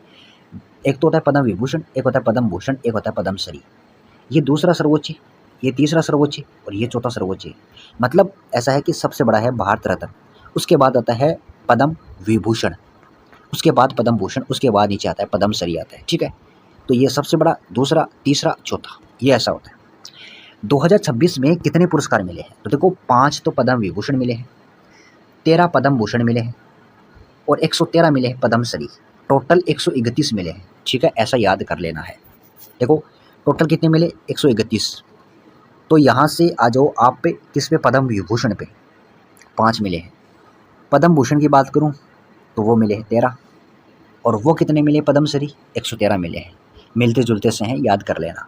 बार बार रीडिंग करोगे ना, ऑटोमेटिक दिमाग में फिट हो जाएगा। मैंने बता दिया। सबसे बेस्ट ट्रिक है कि जितनी बार रीडिंग करोगे ना उतना बेहतर होगा। पद्म पुरस्कार 2026 की घोषणा कब हुई? तो 25 जनवरी 2026 को हुई। गणतंत्र दिवस की पूर्व संध्या पर हर साल इसी दिन होती है। 25 जनवरी के दिन ही हर साल क्या होती है? पद्म पुरस्कार की घोषणा होती है, याद कर लेना। और मैंने बार बताया था कि 25 जनवरी को कौन सा दिवस मनाया जाता है? राष्ट्रीय मतदाता दिवस मनाया जाता है, क्योंकि 25 जनवरी 1950 को भारतीय निर्वाचन आयोग की स्थापना हुई थी। और भारतीय निर्वाचन आयोग का मुख्य अधिकारी पहला कौन था? सुकुमार सेन था। पहली महिला रमा देवी थी। वर्तमान में कौन है? ज्ञानेश कुमार है। रट लेना मेरे दोस्त, नहीं तो एग्जाम में पछताओगे बाद में। राष्ट्रीय मतदाता दिवस कब मनाया जाता है? अभी बताया है 25 जनवरी को। क्यों? मैंने बता दिया, चुनाव आयोग की स्थापना हुई थी। वर्तमान में ज्ञानेश कुमार है। अब देखो, ये पुरस्कार किसके द्वारा दिया जाता है? कौन सा? पद्म पुरस्कार भारत के राष्ट्रपति द्वारा। इंपॉर्टेंट है, याद कर लेना। पद्म विभूषण किस किस को मिले हैं? 5 व्यक्तियों को मिले हैं। 5 के नाम आपको याद होने चाहिए। याद कैसे करोगे? देखो, अगर आप कोई भी धार्मिक कार्य करते हुए, क्या बताया? कोई भी धार्मिक कार्य करते हुए नारायण का जप करोगे, है ना, जनता के लिए जस्टिस मांगने जैसे अच्छे काम करोगे, तो जनता क्या हो जाएगी? राजी हो जाएगी। फिर से कह रहा हूँ मैं, ट्रिक बता रहा हूँ मैं। अगर आप कोई भी धार्मिक कार्य करते हुए, यानी कि धर्मेंद्र सिंह देओल, नारायण का जप करोगे, श्री नारायण नारायण, पी नारायणन, और जनता के जस्टिस मांगने जैसे अच्छे काम करोगे, जस्टिस केटी थॉमस अच्छे से हो जाएगा, अच्युतानंदन, तो जनता क्या हो जाएगी, राजी हो जाएगी। एन राजम, इन 5 व्यक्तियों को पद्म विभूषण मिला है। अब आजकल एग्जामिनर ऐसे क्वेश्चन पूछता है कि बताओ कि जो धर्मेंद्र सिंह देओल है जिसको पद्म विभूषण मिला है वो कहाँ से बिलोंग करते हैं, किस क्षेत्र से हैं, तो वो कला से संबंधित है। इनको भी आपको याद करना पड़ेगा मेरे दोस्त, अगर आप अच्छे स्टूडेंट हो, चाहे आप कितनी भी कमज़ोर एग्ज़ाम ले लो, एसएससी जीडी ले लो, दिल्ली पुलिस कांस्टेबल ले लो, ऐसा क्वेश्चन पूछा जाता है। आजकल स्टूडेंट भी शातिर हो गया और एग्जामिनर भी शातिर हो गया, तो आपको ये तो नाम तो याद करने ही पड़ेंगे, Dharmendra Singh Deol, P Narayanan, V S Achuthanandan, N Rajam, justice KT Thomas. लेकिन ये किस क्षेत्र से बिलोंग करते हैं, तो धर्मेंद्र सिंह देओल तो सबको पता है कि अभिनेता था, अभिनेता का मतलब है एक्टर, यानी कला से बिलोंग करेगा। कहाँ से, एक्टर कहाँ पे रहते हैं, मुंबई में रहते हैं, ठीक है। जस्टिस केटी थॉमस की बात करूँ तो जनसंपर्क यानी पब्लिक अफेयर से संबंधित है, केरल से बिलोंग करता है। जबकि जो अच्युतानंदन है ना, वो जनसंपर्क यानी पब्लिक अफेयर केरल से बिलोंग करता है, ठीक है। और ये दोनों मैंने साथ में बताए थे ट्रिक में, क्या बताया था कि धार्मिक कार्य करते हुए श्री नारायण का जप करोगे, नारायण का जप करते हुए जनता के जस्टिस के लिए अच्छे काम करोगे तो आप जनता राजी हो जाएगी। एन राजम उत्तर प्रदेश से बिलोंग करते हैं, वायलिन वादक है, इंपॉर्टेंट है, रट लेना, वायलिन वादक है एन राजम। और जो पी नारायणन है वो साहित्य शिक्षा से बिलोंग करता है, केरल से बिलोंग करता है। पद्म भूषण की बात करूँ तो वैसे तो 13 व्यक्तियों को मिला है, लेकिन कुछ इंपॉर्टेंट व्यक्ति, जैसे एक तो अलका याग्निक, ये सिंगर है, कला से संबंधित है। भगत सिंह कोश्यारी, लोक सेवा पब्लिक अफेयर से संबंधित है। श्री ममूटी, ये एक्टर है, केरल से बिलोंग करते हैं। किससे, एक्टर है, केरल से बिलोंग करते हैं। इसके अलावा एक है श्री कल्लीपट्टी रामास्वामी पलानीस्वामी, ये तमिलनाडु के चिकित्सक है। एक है डॉक्टर नोरी दत्तात्रेय त्रेडू, ये अमेरिका के चिकित्सक है। और एक है पीयूष पांडे जो कि महाराष्ट्र के हैं, कला से संबंधित है। एक है SKM मेलानंदन जो कि सामाजिक कार्यकर्ता है, तमिलनाडु के हैं। और एक है शतावधानी R गणेश जो कि कर्नाटक से बिलोंग करते हैं, कला से संबंधित है। इसके अलावा एक शिबू सोरेन जो कि झारखंड के वर्तमान जो राज्यपाल है ना, कौन है, हेमंत सोरेन, उसके पिताजी थे, उनको मिला है। ये इम्पोर्टेंट है भाई, इसको एक तो देखो, एक तो ये इम्पोर्टेंट है ना, और एक ये पीयूष पांडे, ये भी इम्पोर्टेंट है, कला से बिलोंग करता है। इसके अलावा ये है ना जो कल्लीपट्टू रामास्वामी, ये तमिलनाडु का चिकित्सक, ये भी इम्पोर्टेंट है। एक ये ममूटी, भगत सिंह कोश्यारी और अलका याग्निक, ये जो मैंने स्टार लगाए हैं ये तो आपको याद होने ही चाहिए किसी भी हाल में। इसके अलावा जो बचे हुए हैं एक बार रीडिंग मार लेना हल्की हल्की, ताकि अगर एग्जाम में आए तो आप करके आ जाओ, ठीक है। पद्म विभूषण 5 व्यक्ति याद करने पड़ेंगे। पद्म भूषण जो मैंने लिखे हैं वो आपको याद करने ही पड़ेंगे।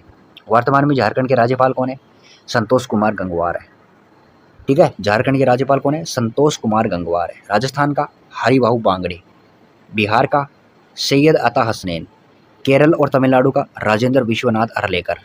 इसके अलावा कर्नाटक का कौन है, तो कर्नाटक का वो थावरचंद गहलोत था। केरल का कौन था, राजेंद्र विश्वनाथ करलेकर था। और पुदुचेरी का था वो के कैलाश नाथन था। इसके अलावा ये जो पद्म भूषण मिला है 13 व्यक्तियों को, इसमें ये भी इम्पोर्टेंट है, श्री उदय कोटक जो कि महाराष्ट्र से बिलोंग करते हैं, ये व्यापारी है, बिजनेसमैन है। इसके अलावा ये तो इतना इम्पोर्टेंट नहीं है, विजय कुमार बलोत्रा, वेलापल्ली नटेशन, इसको भी मिला है, ये इम्पोर्टेंट है भाई। श्री विजय अमृतराज, खेल से संबंधित, तमिलनाडु का, वर्तमान में USA में रहता है, ठीक है। तो ये व्यक्ति थे जिनको पद्म भूषण मिला है। दोबारा से एक बार दिखा देता हूँ मैं, 1 मिनट। पद्म विभूषण की बात करूँ तो धर्मेंद्र सिंह देओल, उसके बाद P Narayanan, justice KT Thomas, Achuthanandan, N राजम। ये वायलिन वादक है, ये जनसंपर्क पब्लिक अफेयर, ये भी पब्लिक अफेयर, ये साहित्य शिक्षा से संबंधित है, ठीक है। साहित्य एक भाई, आप अगर जब करोगे नारायण नारायण तो वो क्या होगे, साहित्य में आते हैं, शिक्षा में आते हैं, ठीक है। ये केरल से बिलोंग करता है, ये भी केरल से तीर बद्दे केरल से बिलोंग करते हैं पद्म विभूषण वाले। एक उत्तर प्रदेश से बिलोंग करता है, एन राजम। और ये जो धर्मेंद्र है वो महाराष्ट्र से है क्योंकि अभिनेता है। पद्म भूषण एक तो ये याद कर लेना, अलका याग्निक, भगत सिंह कोश्यारी, ये याद कर लेना, ममूटी इम्पोर्टेंट है, और ये भी इम्पोर्टेंट है, कल्लीपट्टी रामास्वामी, ठीक है। अब किसी को लगता होगा यार इतने कैसे याद होंगे, भाई कंपटीशन हाई है, अगर आपको सफल होना है, बेस्ट जो पानी है तो याद करना ही पड़ेगा। अदरवाइज़ अगर आपकी किस्मत सही है तो फिर आप ऐसे भी लग सकते हो, लेकिन किस्मत बहुत कम लोगों की होती है सही, तो आपको मेहनत तो करनी ही पड़ेगी क्योंकि आजकल हर स्टूडेंट मेहनत बहुत ज़्यादा करता है। ये भी इम्पोर्टेंट है, श्री शिबू सोरेन, जो कि झारखंड के वर्तमान जो राज्य मुख्यमंत्री है हेमंत सोरेन, उनके पिता है। वर्तमान झारखंड के राज्यपाल श्री संतोष कुमार गंगवार है। इनको मिला नहीं है, बस मैंने बता दिया एक्स्ट्रा फैक्ट के लिए। श्री उदय कोटक याद करना पड़ेगा। अमृतराज, इसको भी याद कर लेना। अब आते हैं पद्मश्री पर। पद्मश्री एक तो मिला है रोहित शर्मा को, वैसे तो 113 को मिला है, पूछ सकता है एग्जामिनर कितने को मिला है, लेकिन रोहित शर्मा को मिला है, जो कि क्रिकेट से बिलोंग करते हैं रोहित शर्मा। एक है हरमनप्रीत कौर, ये भी क्रिकेट से संबंधित है, इंपॉर्टेंट है, याद कर लेना, ये भी याद कर लेना। श्वेता पूनिया, जो कि हॉकी से संबंधित है, याद कर लेना। आर माधवन, जो कि कला से संबंधित है। बलदेव सिंह, खेल से संबंधित है। इनको पद्मश्री मिला है, इंपॉर्टेंट है, रट लेना। फिर से एक बार दोबारा से रिवाइज करा देता हूँ। इस बार जो मतलब पद्म पुरस्कार मिले हैं, टोटल 131 लोगों को मिला है। पद्म विभूषण 5, पद्म भूषण 13, पद्मश्री 113 को मिला है, ठीक है। और इसमें पद्म विभूषण दूसरा सर्वोच्च है, ये तीसरा सर्वोच्च और ये चौथा सर्वोच्च पुरस्कार है। 25 जनवरी को हमेशा इसकी घोषणा होती है, और 25 जनवरी को क्या मनाया जाता है? राष्ट्रीय मतदाता दिवस मनाया जाता है, क्योंकि 25 जनवरी 1950 को चुनाव आयोग की स्थापना हुई थी मेरे दोस्त। ये राष्ट्रपति के द्वारा दिए जाते हैं। पद्म विभूषण की बात करूँ तो धार्मिक कार्य करते हुए श्री नारायण का जप करोगे और जस्टिस दिलाने के जैसे अच्छे काम करोगे तो जनता राजी हो जाएगी। एन राजम वायलिन वादक है, उत्तर प्रदेश से। Justice KT Thomas, public affair, Kerala से। धर्मेंद्र, कला, महाराष्ट्र से। और अच्युतानंदन, जनसंपर्क यानी पब्लिक अफेयर, केरल से बिलोंग करते हैं। पाँचों के पाँचों नाम रट लेना। पद्म भूषण 13 व्यक्तियों को। एक तो अलका याग्निक, कला से। भगत सिंह कोश्यारी, लोक सेवा, पब्लिक अफेयर। मम्मूटी, कला, केरल से। कल्लीपट्टी रामास्वामी, चिकित्सक है, ठीक है। और ये पीयूष पांडे वगैरह, ये भी एक बार देख लेना। शिबू सोरेन इंपॉर्टेंट है, राजनीतिक, ये सार्वजनिक मामले से संबंधित है। उदय कोटक, व्यापारी। इसके अलावा ये जो है ना विजय अमृतराज, ये भी इंपॉर्टेंट है, खेल से संबंधित है। और जो बचे हैं एक बार रीडिंग मार लेना। पद्मश्री एक तो रोहित शर्मा, हरमनप्रीत कौर, श्वेता पूनिया, हॉकी, आर माधवन, कला, बलदेव सिंह, खेल से। ये सारे के सारे रट लेना। अब आते हैं फीफा वर्ल्ड कप, इंपॉर्टेंट है भाई, क्योंकि फीफा वर्ल्ड कप अभी हुआ है तो इसीलिए आ सकता है एग्जाम में। वैसे आईपीएल को लेकर तो मैंने वीडियो बना दिया था, उसका लिंक भी मैं इसकी वीडियो के डिस्क्रिप्शन में दे दूंगा, जाके देख लेना, ठीक है। तो देखिए जो मैं बता रहा हूँ ना, उनको छोड़ना मत। आईपीएल हुआ, फीफा वर्ल्ड कप हुआ, ये जो मैं करवा रहा हूँ भाई, विश्वास कर रहा हूँ मैं, विश्वास करके कह रहा हूँ मैं, अगर आप ढंग से इनको पढ़ के जाते हो, रिवाइज करके जाते हो, तो एग्ज़ाम दे के देख लेना, अगर मैं झूठ बोल रहा हूँ तो। फीफा वर्ल्ड कप 2026 का 23वां संस्करण कहाँ पर हो रहा है? पहला ऑप्शन अमेरिका, दूसरा कनाडा, तीसरा मेक्सिको, चौथा उपरोक्त सभी। तीनों ही ऑप्शन सही है, उपरोक्त सभी ये सही होगा, क्योंकि फीफा वर्ल्ड कप 2026 का आयोजन अमेरिका, कनाडा, मेक्सिको तीनों देश मिलकर कर रहे हैं। कौन सा संस्करण है ये भी याद कर लेना। कौन सा संस्करण है मेरे दोस्त? तो ये है 23वां संस्करण है, और इतिहास में पहली बार है कि 3 देश मिलकर इसकी मेज़बानी कर रहे हैं।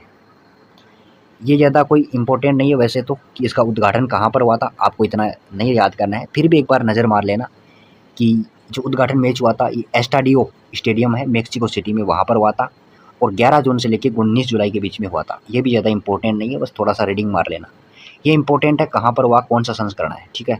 48 टीमें थी, ये इंपॉर्टेंट है। फीफा का पूरा नाम क्या होता है? Federation International de Football association. 21 मई 1904 को स्थापना हुई, इंपॉर्टेंट है। इसका मुख्यालय है स्विट्जरलैंड में, इंपॉर्टेंट है, ज्यूरिख स्विट्जरलैंड। खेल फुटबॉल से संबंधित है फीफा वर्ल्ड कप, और प्रत्येक 4 वर्ष से आयोजित किया जाता है। यह आ सकता है कि फीफा वर्ल्ड कप कितने वर्ष से आयोजित होता है, किस खेल से संबंधित है, इसका मुख्यालय कहाँ पर है? ज्यूरिख स्विट्जरलैंड में है। स्थापना 21 मई 1904 को हुई। इसकी फुल फॉर्म है Federation International de Football association. ये भी एग्जाम में आया हुआ है फुल फॉर्म का, ये भी एग्जाम में आया हुआ है, ये भी एग्जाम में आया हुआ है क्वेश्चन है, और ये भी एग्जाम में आया हुआ क्वेश्चन है। अब चलते हैं, पहला फीफा वर्ल्ड कप 1930 में हुआ था। मेजबान देश था उरुग्वे। फाइनल में उरुग्वे ही जीता और अर्जेंटीना हारा था। याद कर लेना, इंपॉर्टेंट है कि पहला फीफा वर्ल्ड कप 1930 में उरुग्वे में हुआ, उरुग्वे ही जीता, अर्जेंटीना को हार मिली। पिछला वर्ल्ड कप 2022 वाला कतर में हुआ, अर्जेंटीना जीता और फ्रांस हार गया। ये भी आपको याद होना चाहिए। सबसे अधिक विश्व कप ब्राज़ील ने जीते हैं, 5 विश्व कप, इंपॉर्टेंट है, रट लेना। महान फुटबॉलर क्रिस्टियानो रोनाल्डो पुर्तगाल से खेलते हैं, जबकि लियोनेल मेसी वो अर्जेंटीना से खेलते हैं, जो कि 2022 वाला जो वर्ल्ड कप था उसमें जीत अर्जेंटीना की ही हुई थी। अब आते हैं क्वेश्चन, फीफा वर्ल्ड कप कितने वर्ष के अंतराल पर होता है? 4 वर्ष, ऑप्शन नंबर सी सही हो जाएगा। नेक्स्ट क्वेश्चन है, फुटबॉल विश्व कप की शुरुआत कब हुई थी? 1930 में हुई थी, ठीक है। उरुग्वे में हुआ था और उरुग्वे जीता। कौन हारा? अर्जेंटीना हारा था। जबकि 2022 वाला अर्जेंटीना जीता और फ्रांस हार गया था। कतर में हुआ। कतर की राजधानी क्या है? दोहा। फीफा फुटबॉल वर्ल्ड कप के शुरू होने से अब तक हर विश्व कप में खेलने वाला देश कौन सा है? ब्राज़ील है, ब्राज़ील। हर विश्व कप में खेला है। एनटीपीसी में आया हुआ क्वेश्चन है। विजडन अवार्ड 2026 की बात करूं तो विजडन अवार्ड क्या है? क्रिकेट की दुनिया की सबसे प्रसिद्ध वार्षिक पुस्तक है। इसे क्रिकेट की बाइबिल कहते हैं। इसकी शुरुआत 1864 में हुई थी। इंपॉर्टेंट है ये जो शानदार प्रदर्शन करने वाले खिलाड़ी होते हैं ना, उनको शामिल किया जाता है, इसमें सम्मानित किया जाता है। विजडन अवार्ड क्रिकेट से संबंधित है, ऐसा आ सकता है। इसे क्रिकेट की बाइबिल कहते हैं। शुरुआत 1864 में हुई थी। जो बेहतर प्रदर्शन करने वाले क्रिकेटर रहते हैं उनको सम्मानित किया जाता है। विश्व का सर्वश्रेष्ठ पुरुष क्रिकेटर कौन है? मिचेल स्टार्क, जो कि ऑस्ट्रेलिया का बॉलर है, याद कर लेना। विश्व की सर्वश्रेष्ठ महिला क्रिकेटर कौन है? दीप्ति शर्मा, भारत की है, याद कर लेना। विश्व का सर्वश्रेष्ठ टी20 क्रिकेटर कौन है? अभिषेक शर्मा, भारत का है। विजडन के 5 क्रिकेटर ऑफ द ईयर किसे किसे चुना गया है? तो एक तो है शुभमन गिल, जो कि भारत के हैं, रविंद्र जडेजा भारत के हैं, ऋषभ पंत भारत के हैं, मोहम्मद सिराज भारत के हैं, हसीब हमीद इंग्लैंड के हैं, याद कर लेना, इंपॉर्टेंट है। शुभमन, रविंदर, ऋषभ पंत, मोहम्मद सिराज, चारों भारत के हैं। एक बंदा है इंग्लैंड का, हसीब हमीद। वैसे तो भारत वाला ही पूछे जा सकते हैं, ठीक है। तो सर्वश्रेष्ठ क्रिकेटर तो हो गया कौन सा? विजडन अवार्ड में। ये 1864 में मतलब शुरू होता है और इसे क्या कहते हैं? क्रिकेट की बाइबिल कहते हैं। और ये जो सर्वश्रेष्ठ प्रदर्शन करने वाले क्रिकेटरों को शामिल किया जाता है इसमें, है ना, क्रिकेट से संबंधित है। इसमें सर्वश्रेष्ठ क्रिकेटर तो मेल तो हो गया ये मिचेल स्टार्क, ऑस्ट्रेलिया वाला। महिला की बात करूँ, दीप्ति शर्मा भारत की है। 5 व्यक्ति, एक तो रविंद्र, शुभमन गिल, ऋषभ पंत, मोहम्मद सिराज भारत के हैं, हसीब हमीद इंग्लैंड के हैं। और सबसे जो टी20 की बात करूँ तो अभिषेक शर्मा रहा। और सर्वश्रेष्ठ टेस्ट प्रदर्शन की बात करूँ तो वो है शुभमन गिल। टेस्ट प्रदर्शन में कौन रहा? शुभमन गिल रहा। नेक्स्ट है कि जल सुरक्षा सुनिश्चित करने के लिए किस राज्य या केंद्र शासित प्रदेश ने प्रोजेक्ट हिम सरोवर लॉन्च किया है? तो हिम का मतलब बर्फ, और बर्फ कहाँ पे जमती है? लद्दाख में। तो ऑप्शन नंबर कौन सा हो जाएगा? बी सही हो जाएगा, लद्दाख है ना। इसने प्रोजेक्ट हिम सरोवर शुरू किया है। लद्दाख का उपराज्यपाल है विनय सक्सेना। कौन है? विनय सक्सेना है। लद्दाख की राजधानी देखो, लेह ग्रीष्मकालीन है, कारगिल शीतकालीन है, ठीक है ना। लेह तो कौन सी है? ग्रीष्मकालीन है। और ये जो कारगिल है वो शीतकालीन है। किसकी? लद्दाख की। विनय सक्सेना वहाँ का उपराज्यपाल है। और पुदुचेरी का मैंने बताया था, एन रंगास्वामी मुख्यमंत्री है, के कैलाश नाथन वहाँ का उपराज्यपाल है, ठीक है। 31 अक्टूबर 2019 को इनको गठित किया था, जम्मू कश्मीर और लद्दाख को। जम्मू कश्मीर की राजधानी श्रीनगर है ग्रीष्मकालीन, और जम्मू है शीतकालीन। यह भी आपको याद होना चाहिए। मैंने क्या बताया? लेह ग्रीष्मकालीन, कारगिल शीतकालीन। जबकि जम्मू की बात करें तो श्रीनगर ग्रीष्मकालीन और जम्मू शीतकालीन राजधानी है। अलग अलग राजधानी है, सर्दियों की अलग और गर्मियों की अलग। वहाँ का जम्मू का मुख्यमंत्री कौन है? उमर अब्दुल्ला। और उपराज्यपाल कौन है? मनोज सिन्हा है। ये भी आपको याद होना चाहिए। अब आते हैं क्वेश्चन पे। अनुच्छेद 370 हटने के बाद जम्मू कश्मीर किस प्रकार का केंद्र शासित प्रदेश बना? तो वो विधानसभा वाला केंद्र शासित प्रदेश बना है। ऑप्शन नंबर बी सही हो जाएगा, क्योंकि वहाँ पर विधानसभा है। और शायद लद्दाख में नहीं है, मेरे हिसाब से कंफर्म तो नहीं है, लेकिन लद्दाख में नहीं है, लेकिन वहाँ पे है। कहाँ पे? जम्मू में है। जम्मू की राजधानी में मैंने 2 बता दी, एक है श्रीनगर और एक बताई कौन सी? 2 बताई यार मैंने, अभी कौन सी बताई अभी बता देता हूँ, 1 मिनट। शीतकालीन तो है जम्मू और श्रीनगर है ग्रीष्मकालीन, ठीक है। और लेह है, लद्दाख की लेह है ग्रीष्मकालीन, कारगिल है शीतकालीन राजधानी। नेक्स्ट क्वेश्चन चलते हैं कि जम्मू कश्मीर का पुनर्गठन अधिनियम किस वर्ष पारित हुआ था? जो पुनर्गठन अधिनियम है ना, किस वर्ष पारित हुआ था? 2019 का एक्ट था। जो जम्मू कश्मीर पुनर्गठन अधिनियम था, ये एक्ट 2019 में पारित हुआ था। और ध्यान में रखना, 31 अक्टूबर 2019 को शायद ये मतलब बना, जम्मू और जो लद्दाख है वो बने। जम्मू की मैंने राजधानी बता दी। जम्मू की राजधानी 2 है, एक शीतकालीन है, ग्रीष्मकालीन है। और लद्दाख की भी 2 है, एक लेह है और एक कारगिल है। कारगिल कौन सी है? शीतकालीन है, लेह ग्रीष्मकालीन है। जबकि यहाँ पे एक जम्मू शीतकालीन है और एक है श्रीनगर, जो कि ग्रीष्मकालीन राजधानी है। यहाँ का उपराज्यपाल कौन है? मनोज सिन्हा है। और यहाँ का कौन है? विनय सक्सेना है, ठीक है। यहाँ जम्मू कश्मीर का राज्य जो मतलब मुख्यमंत्री है उमर अब्दुल्ला है। पुदुचेरी का कौन था? जो पुदुचेरी का था के कैलाश नाथन। जबकि मुख्यमंत्री मैंने बताया था एन रंगास्वामी। केरल का मैंने बताया था वी डी सतीशन। और राजेंद्र विश्वनाथ अर्लेकर वहाँ का राज्यपाल बताया था। सम्राट चौधरी बिहार का था। शुभेंदु अधिकारी पश्चिम बंगाल का था। कर्नाटक का कौन था? डी के शिव कुमार था। ये राज्यपाल थे। एक बार इस क्वेश्चन को एक बार दोबारा से सर्च करके कंफर्म कर लेना, ये किस वर्ष पारित हुआ था। मेरे हिसाब से 2019 में ही पारित हुआ था, ठीक है, एक बार सर्च कर लेना। नेक्स्ट क्वेश्चन करते हैं कि अनुच्छेद 370 भारतीय संविधान के किस भाग से संबंधित है। देखो ये जो भाग वाला है ना, भाग संविधान के 22 भाग है, ये मैंने फिर से कह रहा हूँ, वीडियो बना दिया है, लिंक वीडियो की डिस्क्रिप्शन में है, जाके देख लेना। संविधान के भाग और नीचे लिंक दिया गया है, लिंक पे जाओगे आपको मिल जाएगा इस चैनल पे, ठीक है भाई। इंपॉर्टेंट है, छोटा सा टॉपिक है, लेकिन अगर क्वेश्चन आ गया ना तो फिर आप 1 नंबर एक्स्ट्रा ले जाओगे। तो ये जो 370 वाला है ना, ये अस्थायी संक्रमण कालीन और विशेष उपबंध में शामिल था। ये भाग था संविधान का 21वां, 22 भाग है लेकिन 21वां भाग था ये। ऑप्शन नंबर सी सही हो जाएगा। अब आते हैं इंडिया ट्राइबल गेम्स, जो पहली बार 2026 में हुए हैं। छत्तीसगढ़ राज्य मेजबान था। शुभंकर यानी कि मेस्कॉट मोरवीर था। थीम थी जनजातीय गौरव खेलों का वैभव। Tribal pride sporting glory. Important क्यों है? क्योंकि पहली बार आयोजित हुए हैं 2026 में, छत्तीसगढ़ यहाँ के मेजबान है।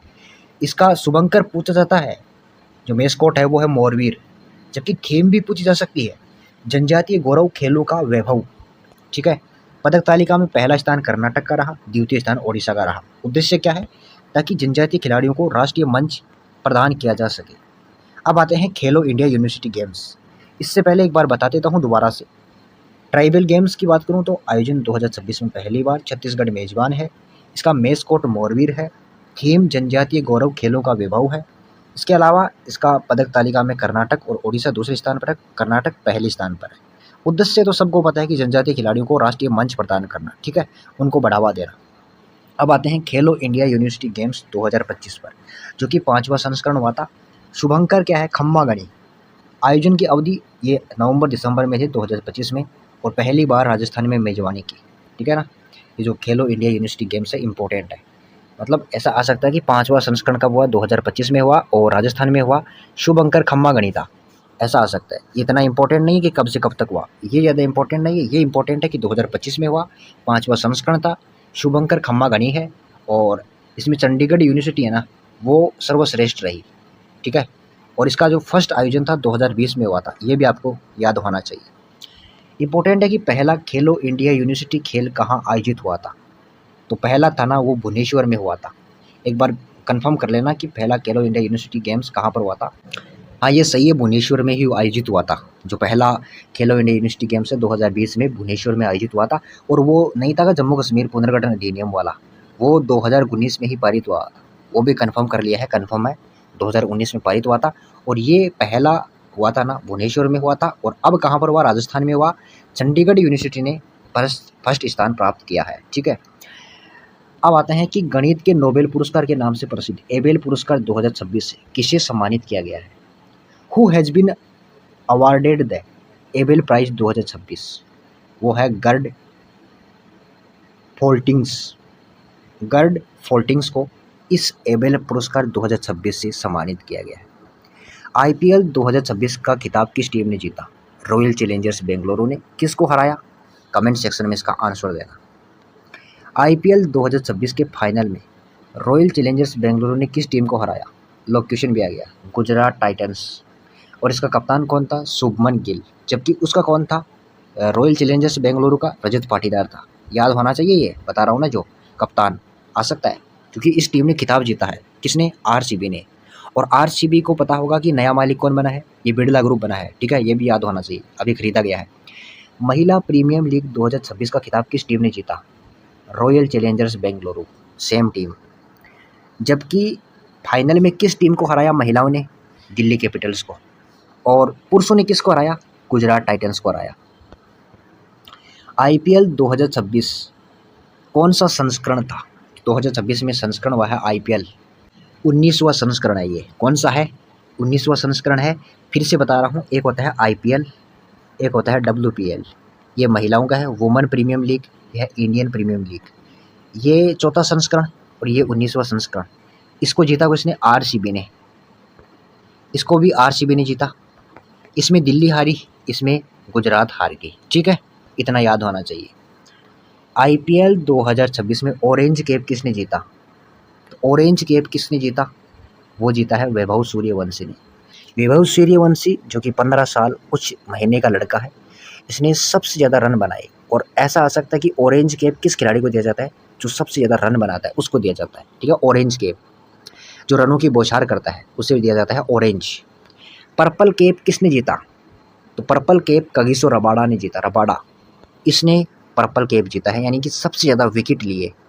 ये कन्फ्यूजन नहीं होना चाहिए भाई, एक होता है पर्पल कैप और एक होता है ऑरेंज कैप।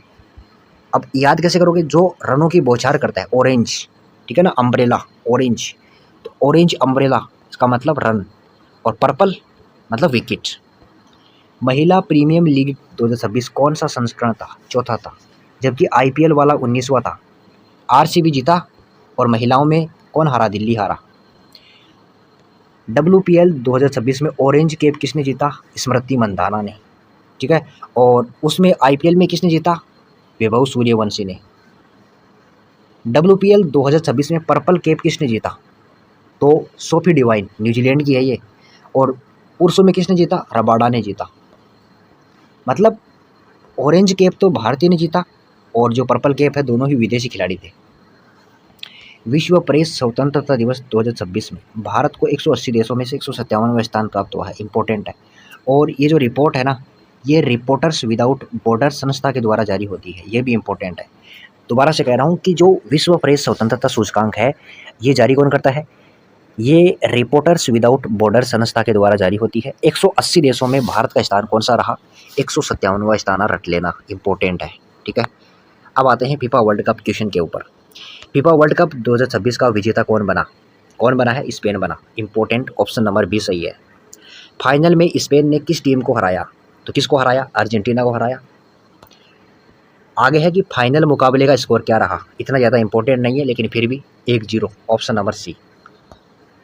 नेक्स्ट है कि फीफा विश्व कप 2026 का फाइनल किस स्टेडियम में खेला गया, ये खेला गया MetLife stadium, New York, option number B. Next question है कि फीफा विश्व कप 2026 की मेजबानी किन देशों ने संयुक्त रूप से की, तो America, Canada, Mexico, option number A सही हो जाएगा। नेक्स्ट क्वेश्चन है कि 2026 में विश्व कप में कुल कितने मेजबान देश थे, 3 देश हो गए ना, अरे अमेरिका हो गया, कनाडा हो गया, मेक्सिको हो गया। और मेक्सिको में ही तो उद्घाटन मैच हुआ था, मैंने बताया था आपको। 2022 फीफा विश्व कप का विजेता कौन था, मैंने बताया था अर्जेंटीना था। किसको हराया, फ्रांस को हराया था। कहाँ पर हुआ, कतर। कतर की राजधानी क्या थी, दोहा, दोहा, जैसे भारत की नई दिल्ली है ना वैसे ही। 2022 फीफा विश्व कप कहाँ पर आयोजित हुआ, कतर, कतर की राजधानी Doha, option number B. FIFA विश्व कप 2026 का फाइनल किस शहर में खेला गया, East Rutherford, New Jersey, option number B सही हो जाएगा भाई। स्पेन ने अपना कौन सा फीफा विश्व कप खिताब जीता, दूसरा, ऑप्शन नंबर बी। नेक्स्ट है कि फुटबॉल विश्व कप का पहला आयोजन कब हुआ था, मैंने बता दिया, उरुग्वे में हुआ था 1930 में। कौन जीता, उरुग्वे। किसको हराया, अर्जेंटीना को हराया। पहला फीफा विश्व कप कहाँ पर हुआ, उरुग्वे, ऑप्शन नंबर बी। पहला फीफा विश्व कप किस देश ने जीता, अरे उरुग्वे ने जीता यार, कितनी बार बता दिया आपको। फीफा विश्व कप का आयोजन कितने वर्षों के अंतराल पर होता है, 4 वर्ष। फीफा की स्थापना 1904, 21 मई 1904 में हुआ। इसका मुख्यालय है ज्यूरिख, स्विट्जरलैंड में, ठीक है। क्वेश्चन भी देख लो, फीफा का मुख्यालय कहाँ पर है, ज्यूरिख, स्विट्जरलैंड। फीफा की स्थापना 1904 में हुई थी। ये कब याद होंगे मेरे दोस्त, एक बार ध्यान से वीडियो को देखो और फिर इसकी पीडीएफ को जितनी बार हो सके रिवाइज करो। मैं कहता हूँ खुद भी विश्वास करो, जितना मैं बता रहा हूँ ना, मैंने अभी तक एक तो आईपीएल, एक फीफा वर्ल्ड कप का अलग से वीडियो बनाया है, एक जो 72वें राष्ट्रीय खेल है, 72वें राष्ट्रीय जो मतलब पुरस्कार है, फिल्म फेयर अवार्ड है, उसका भी मैंने बना दिया। और एक ये वीडियो बना रहा हूँ करंट का। इसके अलावा ये जो टॉप 5 जनसंख्या वाले राज्य हैं उनका मैंने बनाया है, कम जनसंख्या वाले राज्य हैं उनका भी बनाया है। ये सारे वीडियो का लिंक इसी वीडियो के डिस्क्रिप्शन में दे रहा हूँ, देख लेना और रिवाइज कर लेना, फिर एग्जाम देने के बाद मिला लेना दोस्त, अगर आपको विश्वास नहीं होता है तो। 2026 विश्व कप से पहले सबसे अधिक विश्व कप किस देश ने जीते, ब्राज़ील, 5, ठीक है। 2026 फीफा विश्व कप में पहली बार कितनी टीम शामिल हुई, 48 टीम, 104 मैच हुए, शायद 104 है या 108 है, ऐसे है। फीफा का पूरा नाम क्या है, Federation International de Football Association, option number B सही हो जाएगा। 2026 में फीफा के अध्यक्ष कौन है, जियानी इन्फेंटिनो। और जो क्रिकेट की सर्वोच्च संस्था है ना, आईसीसी, उसका अध्यक्ष कौन है भाई, जय शाह, जो कि अमित शाह है ना हमारे गृह मंत्री, उसका बेटा है जय शाह। पहले फीफा विश्व कप का उप विजेता यानी हारने वाली टीम कौन सी थी? मैंने बताया था ना, उरुग्वे था और हारने वाली थी अर्जेंटीना। 2026 फीफा विश्व कप में तीसरे स्थान पर कौन सी टीम रही? इंग्लैंड रही, जिसको लगभग 280 करोड़ के आसपास रुपए मिले हैं और जीतने वाली टीम को लगभग 481 करोड़ मिले हैं। हारने वाले को लगभग शायद 370 करोड़ के आसपास मिले होंगे, कंफर्म तो नहीं, लगभग डाटा बता रहा हूँ। फीफा वर्ल्ड कप 2025 का शुभंकर यानी कि मेस्कॉट क्या है? वॉलर, ऑप्शन नंबर बी। नेक्स्ट देख लो, फीफा वर्ल्ड कप 2026 का आधिकारिक नारा यानी कि स्लोगन क्या है? VR26, option number B. Next देखो, FIFA world cup 2026 golden ball यानी कि सर्वश्रेष्ठ खिलाड़ी किसे मिला? इंपॉर्टेंट है, रोड्री। किसको मिला है? रोड्री को मिला है, रोड्री। रोड्री को मिला है सर्वश्रेष्ठ खिलाड़ी। कौन? जो कि गोल्डन बॉल अवार्ड किसने आता है? जैसे क्रिकेट में होता है ना पर्पल कैप, ऑरेंज कैप, उसी प्रकार इसमें भी होता है गोल्डन बॉल, क्योंकि सर्वश्रेष्ठ खिलाड़ी होता है उसे दिया जाता है। और क्रिकेट में ऑरेंज कैप सर्वाधिक रन वाला, और ऑरेंज, इसके अलावा जो पर्पल कैप है सर्वाधिक विकेट वाले को दिया जाता है। मैंने बताया था कि एक IPL होता है, एक WPL होता है। ये चौथा संस्करण है, ये 19वां था। इसमें ऑरेंज कैप वैभव ने, इसमें स्मृति मंदाना ने, इसमें सोफी डिवाइन ने पर्पल कैप इसमें जीता था रबाडा ने IPL में। तो यहाँ पे गोल्डन बॉल रोड्री ने, जबकि गोल्डन बूट किसने जीता? ये जीता है किलियान एम्बापे। ऑप्शन नंबर कौन सा? ये सी सही हो जाएगा, एम्बापे ने जीता है गोल्डन बूट। बूट का मतलब जो सबसे ज़्यादा गोल करता है उसको मिलता है बूट, क्योंकि गोल किससे किए जाते हैं? बूट पहन कर किए जाते हैं ना गोल। अरे गोल ऐसे थोड़ी ना होते, बूट पहन कर किए जाते हैं। जबकि गोल्डन बॉल वो रोड्री को मिला है, सर्वश्रेष्ठ खिलाड़ी रोड्री। नेक्स्ट है कि गोल्डन बूट किस खिलाड़ी को दिया जाता है? अभी अभी मैंने बताया, सबसे अधिक गोल करने वाले खिलाड़ी को दिया जाता है। ठीक है, आगे चलते हैं कि फीफा वर्ल्ड कप 2026 में सर्वश्रेष्ठ खिलाड़ी का पुरस्कार किस नाम से जाना जाता है? तो वो है golden ball, option number B, सर्वश्रेष्ठ खिलाड़ी। फीफा वर्ल्ड कप 2026 का गोल्डन ग्लव किसे मिला? ये मिला है उनाई सिमोन को। उनाई सिमोन को मिला है, इंपॉर्टेंट है, याद कर लेना, गोल्डन ग्लव अवार्ड। ठीक है, फीफा वर्ल्ड कप 2026 का सर्वश्रेष्ठ युवा खिलाड़ी पाउ कुरबासी, इसको मिला है, युवा खिलाड़ी है ये। सर्वश्रेष्ठ खिलाड़ी का तो उसको मिला है ना, अरे गोल्डन बॉल मिला ना अवार्ड, किसको मिला है? रोड्री को। और बूट किलियान एम्बापे को। जबकि युवा खिलाड़ी की बात आ जाए, सर्वश्रेष्ठ पाउ कुरबासी को। गोल्डन बॉल किस देश के खिलाड़ी को मिला है? स्पेन का है वो, जो है ना रोड्री, स्पेन का है रोड्री। ठीक है ना। और गोल्डन बूट विजेता किस देश का खिलाड़ी है? फ्रांस का है, किलियान एम्बापे, उसका नाम था एम्बापे। गोल्डन बूट किसको दिया जाता है? सबसे ज़्यादा गोल करने वाले को। इसलिए बता रहा हूँ मैं, इतने क्वेश्चन क्यों कर रहा हूँ फीफा वर्ल्ड कप के। अरे इंपॉर्टेंट है ये, अभी हुआ है। हाँ, 100 कुल कितने मैच हुए भाई इस वर्ल्ड कप में? 104 मैच हुए। इतना ज़्यादा इंपॉर्टेंट नहीं है ये, फिर भी याद कर लेना एक बार। ठीक है। और कितने शहरों में आयोजन हुआ? 16 शहरों में आयोजन हुआ। और लास्ट इम्पोर्टेंट पॉइंट, इसमें प्राइज मनी 481 करोड़ मिला है। किसको? स्पेन को। जो हारने वाली है अर्जेंटीना को 318 करोड़, इंग्लैंड को मिला है 279 करोड़। तो दोस्तों ये थे आपके करंट अफेयर, लगभग टॉपिक्स मैंने कवर किए हैं, इंपॉर्टेंट है। फिर कहूँगा मैं आपको, एक तो अगर अच्छा लगे तो लाइक करना, चैनल को सब्सक्राइब कर लो, क्योंकि इससे हमें मोटिवेशन मिलता है, हमारी भी मेहनत होती है, आंखें ख़राब होती है स्क्रीन पे देखते देखते, आपका फ़र्ज बनता है देखो मेहनत करो। और सारे के सारे वीडियोज़ जो मैंने बताए हैं उनका लिंक वीडियो के डिस्क्रिप्शन में है, इसको एक बार ध्यान से देखना और फिर इसकी PDF को बार बार रिवाइज करना। बेहतर है एग्ज़ाम में खुद पे ट्रस्ट करना और एग्ज़ाम में देखकर आकर मिला लेना। मिलते हैं अगले वीडियो में। जय हिंद।